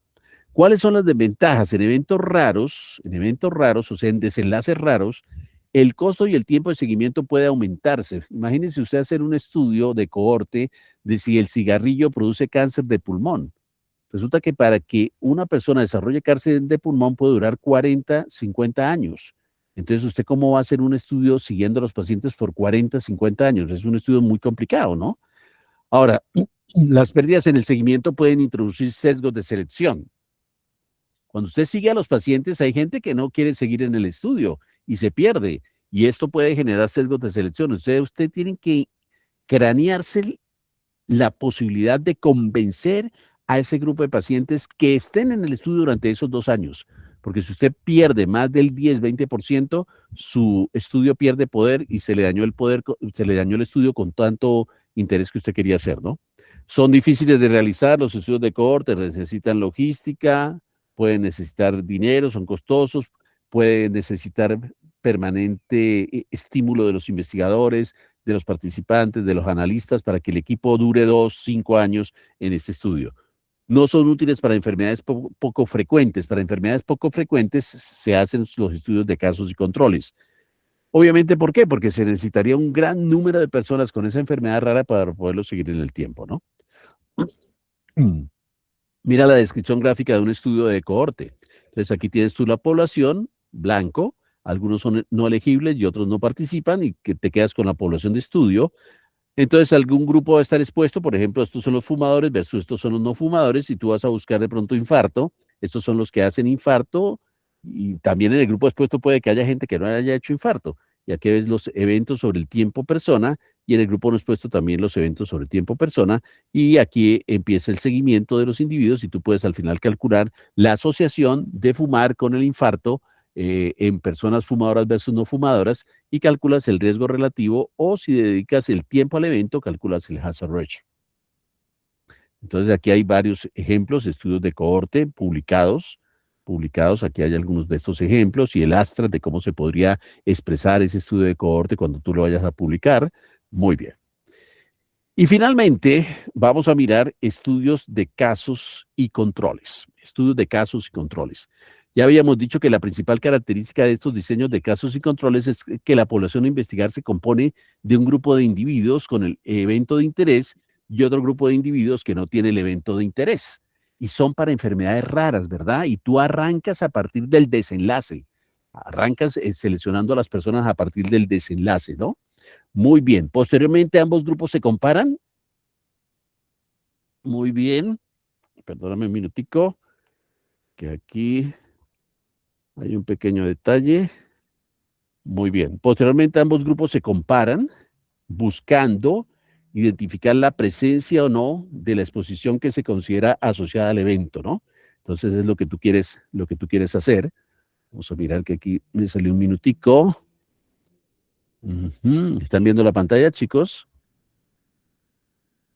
Sí, señor, sí se ve. Bueno, espérame que me salió un minutico. Me voy a volver a involucrar en la presentación. Aquí estamos. Muy bien. Aquí estamos en el curso de metodología de la investigación del 2026. Aquí estamos en la charla del día de hoy, que es diseños. Muy bien. Perfecto. Vamos al módulo de desarrollo de diseños. Aquí estamos. Listo. Y vámonos a la diapositiva que teníamos, que eran los estudios de casos y controles. Vamos a ver. Estudios de casos y controles. Muy bien, vamos llegando acá. Estudios de casos y controles. A ver, ¿dónde es que estamos?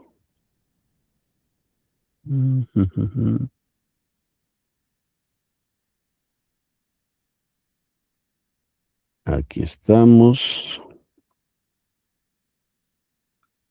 Estudios de casos y controles. A ver, ¿dónde estamos? Bueno, muy bien. Aquí estamos en el estudio de casos y controles, ¿no? Entonces, la principal característica es que la población a investigar se compone de un grupo de individuos con el evento de interés y otro que no lo tiene. Ambos grupos se comparan buscando identificar la presencia o no de factores de exposición que puedan explicar ese desenlace. Y la naturaleza predominantemente, como les decía, aunque había la discusión, la naturaleza predominantemente retrospectiva, porque tú preguntas hoy sobre exposiciones que los pacientes tuvieron antes, ¿no? Como tal. Las ventajas son eficientes para estudios de enfermedades raras o periodos de latencia prolongada, estudian varias exposiciones simultáneamente, son menos costosos y requieren menos tiempo que las cohortes. Pero las desventajas es que no es posible estimar medidas de incidencia o prevalencia, son susceptibles a sesgos de selección, sobre todo en especial porque tienes tú que buscar grupo control que tenga una característica particular. El grupo control tiene que ser personas que no tienen la enfermedad, pero que potencialmente podrían desarrollar la enfermedad. Entonces ahí viene el reto, ¿no? O sea, no tienen la enfermedad, pero que potencialmente podrían desarrollar la enfermedad, ¿no? Y existen problemas para definir la población de donde provienen los casos, ¿no? Y existen problemas para medir adecuadamente la exposición. Entonces, esa es la limitante de estos estudios de casos y controles, ¿no? Bueno, sigamos aquí avanzando. Vamos a mirar. A ver dónde estoy. Estoy por acá. Sí, muy bien. Listo. A ver, estoy por acá. Casos y controles. Ujú. Muy bien. A ver, a ver, a ver, a ver. Que no se me hace la presentación. Espérate, a ver. A ver. Vuelvo a colocar acá la presentación.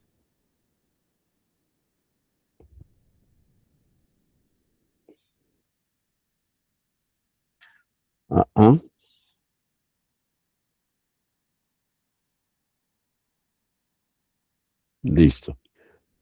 Pero que está generando un poquito de detalle técnico, pero ya vamos a terminar esta presentación y creo que ya vamos a terminar la sesión del día de hoy, ¿no? Que nos dio para diseños. Bueno, ¿están viendo la presentación? Sí, chicos. ¿Sí están viendo la pantalla? Sí, señor. Sí, señor. Bueno, entonces decíamos esas desventajas. Entonces, fíjate cómo la medida de efecto de un estudio de casos y controles es el OR, o la razón de Momius, ¿no? ¿Qué tantos es más frecuente encontrar tal factor de exposición en el grupo que tiene el desenlace comparado con el grupo control, ¿no? Y obviamente aquí hay algunos ejemplos de estudios de casos y controles que se pueden publicar en un momento en la literatura, ¿no? Finalmente, ya para finalizar la charla del día de hoy, que les da una visión muy amplia de los diseños, entonces fíjate, tú puedes tener dos grandes grupos de diseños, un estudio experimental o un estudio observacional. ¿De qué depende que mi estudio sea experimental o observacional? De si yo asigno o no asigno la exposición. Si yo asigno la exposición, que eso se llamaría ya intervención, estoy en un estudio experimental. Si yo no asigno la intervención, sino la intervención es una cosa por naturaleza, es una exposición, pues yo estoy en un estudio observacional. Si yo asigno la intervención, tratamiento A, tratamiento B, programa educativo versus no programa educativo, etcétera. Si yo asigno la intervención y si yo asigno la intervención y yo la asigno de manera aleatoria, yo estoy haciendo un ensayo clínico aleatorizado, que puede ser un ensayo paralelo, un diseño cruzado, una intervención comunitaria, un diseño factorial. Si yo no aleatorizo la intervención, yo estoy haciendo un ensayo clínico no aleatorizado, que puede ser un cuasi experimento o un control concurrente no aleatorizado, control histórico u otros. Y en los estudios observacionales, si no hay grupo de comparación, yo estoy en los estudios descriptivos. Yo no tengo grupo de comparación, yo no tengo hipótesis. Un estudio descriptivo, que puede ser un estudio de prevalencia transversal, un reporte de casos, una serie de casos. Si yo sí tengo un grupo de comparación, yo estoy en los estudios analíticos. Y los estudios analíticos me debo preguntar si hay seguimiento en el tiempo o no hay seguimiento en el tiempo. Si hay seguimiento en el tiempo, es un estudio longitudinal de cohortes, que puede ser prospectivo o retrospectivo. Yo parto de la exposición y busco el desenlace o el evento. Y si no hay un seguimiento en el tiempo, entonces yo tengo que mirar si los grupos están anclados desde el inicio. Si los grupos están anclados desde el inicio, tengo un caso y control. Entonces yo tengo el evento y tengo la exposición al mismo tiempo analizándolas. Y si no hay grupos desde el inicio, o sea, yo tengo un estudio de prevalencia o un estudio transversal que quiero demostrar ahí algunas características particulares. Y entonces, finalmente, la última diapositiva del día de hoy, ¿qué hay que hacer en casa? Ustedes tienen que discutir con sus compañeros las ventajas, desventajas del diseño que ustedes quieren plantear para su pregunta de investigación y tienen que plasmar esto en el documento compartido. ¿Cuál fue el diseño que vamos a seleccionar y por qué lo vamos a seleccionar? ¿Cuál es la ventaja que tenemos con este diseño? ¿Cuál es la desventaja que tenemos? ¿Cuál es la posibilidad que tengamos algún tipo de limitante o no? ¿Y qué deberíamos tener en cuenta para que podamos tener este diseño y para que podamos, teniendo este diseño, construir nuestra propuesta de investigación?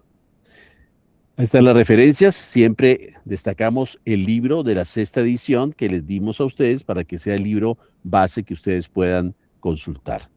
Entonces, señores, ¿cómo les pareció la presentación del día de hoy? ¿Sí les gustó?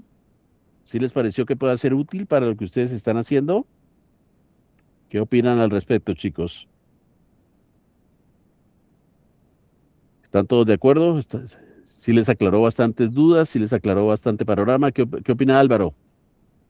Sí, profe, pues la verdad, pues sí, lo que usted dijo, hacer una checklist y pues uno ir mirando qué temáticas con el material disponible, porque igual pues como apenas somos estudiantes, pues de pronto se nos limita muchos modelos porque necesitamos de pronto bases de datos y así, pero ir teniendo esas ideas bases, pues sí sirve bastante. ¿Qué opina Alexander? ¿Qué opina usted de la charla de hoy? Gracias, Álvaro. ¿Alexander está con nosotros por ahí? Sí. Bueno, y Emanuel, ¿qué dice Manuel de la charla de hoy? Sí, señor, nos sirve bastante para hacer el planteamiento como de cuál será nuestro diseño del estudio y así irnos guiando también para el futuro en próximas investigaciones también.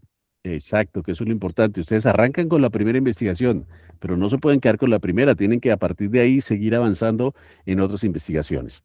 Bueno, chicos, queríamos también hablar de sesgos, pero no se preocupen que entonces retomamos mañana sesgos para hablar de los sesgos y tener en cuenta esos, qué son los sesgos y qué son esos elementos y cómo podemos controlarlos para evitar que contaminen nuestros trabajos y nos puedan alterar la validación o la validez interna de nuestros trabajos. Chicos, si no hay preguntas, entonces nos vemos durante el transcurso del día y les estaré empezando a mirar de nuevo cómo van sus propuestas. Sigan avanzando como grupo, sigan trabajando, que yo les sigo colaborando. Nos vemos mañana. Bye, bye. Chao, Profe, yo quería hacerle una preguntita. Pregúntame, antes de irnos, Jorge. Como estamos viendo todo eso de, digamos, estudios de corte, retrospectivo, prospectivo, y digamos, yo que ahorita soy tutor del SOAS, nosotros tenemos, digamos, las asistencias de un par de años de gente que va a tutorías y eso. Y no he visto que se haga así un reporte gigante de si hay diferencia entre los que van a los que no van, o si ir a las tutorías no es que mejore el rendimiento, sino que usualmente los que ya son buenos van a tutorías, o cosas por el estilo. Digamos, primero obviamente termina el metaanálisis de ahorita, pero si se podría o en un futuro mirar cosas Pero por el estilo. claro, fíjate que eso justamente lo que queremos con este trabajo, que todo lo que ustedes están haciendo se convierta en evidencia científica. ¿Será que las tutorías sirven? ¿Será que no sirven? Uno podría a partir de un descriptivo. ¿Cuáles son las características de los estudiantes que van a tutorías? Prrr, comparado con los que no van. Bueno, pero ahí no estás comparando con nadie, porque un descriptivo es solamente describir ese grupo. Entonces ahí ya puedes tener un descriptivo. ¿Cuáles son las características de los pacientes que van a tutorías? Ahora, si quieres hacer un analítico, ¿cómo es el desempeño de los estudiantes que van a tutorías comparado con los que no van a tutorías? Entonces, ahí vas haciendo un analítico. Claro que se puede hacer información al respecto. Sí, señor.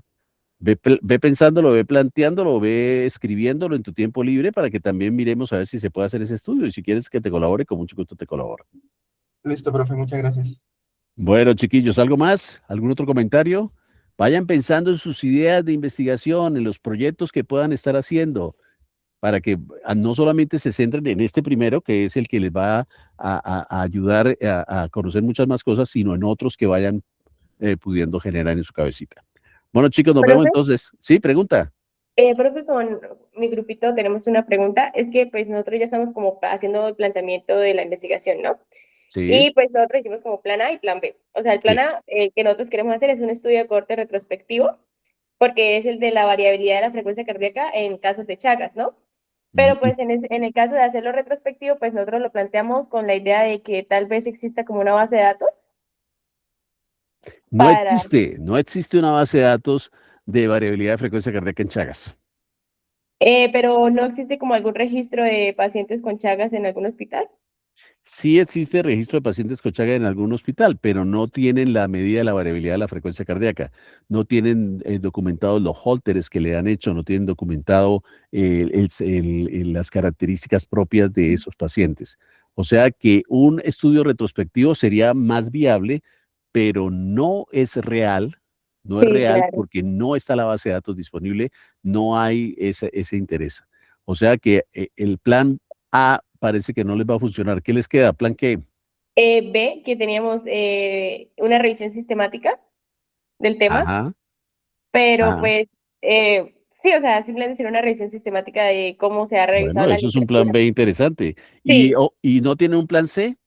pues estamos pensando hacerlo de manera prospectiva, pero pues nos Mm. llevaría toda la carrera. No, toda la carrera no. Ustedes pueden hacer un estudio prospectivo de 1 año, 2 años. El grupo de Ok, electrocardiografía tiene holter de electrocardiografía de 24 horas. El grupo de electrocardiografía tiene acceso a pacientes de estadios A, B, C y D. Y simple y llanamente sería diseñar el estudio para seleccionar a los pacientes y para colocarles los holteres de 24 horas y mirar el seguimiento a 1 o 2 años. O sea, un ok, estudio de cohorte a 1 o 2 años podría ser interesante. O sea, planteen esas dos opciones, pero la opción muy interesante sería un estudio de cohorte que puedan hacerlo y tenemos la posibilidad de hacerlo, porque tenemos los equipos y tenemos los pacientes. Lo que hay que hacer es organizar el equipo de trabajo para ver cada cuánto se va a seguir al paciente, cada cuánto se le van a hacer los holteres y cada cuánto vamos a asegurar que los pacientes no se pierdan. Entonces, ok, fíjate que tienes tres opciones. La retrospectiva no es viable. La de una revisión sistemática, interesante, se podría hacer. Y la del estudio de cohorte, súper interesante, también se podría hacer. ¿Ok? listo, profe, vale. Muchas gracias. Bueno, Entonces ya lo chiquillos, comento con mi grupo. claro, discutan el grupo. ¿Alguien más? ¿Algún otro comentario? Bueno, si no hay más comentarios, chicos, los dejo entonces. Nos vemos. Nos vemos mañana. Hasta luego. Hasta luego, gracias Hasta por luego, asistir. profe, Más gracias. tarde les mando la grabación. Gracias a ustedes. Chao, chao. Hasta luego, doctor. Chao, chicos.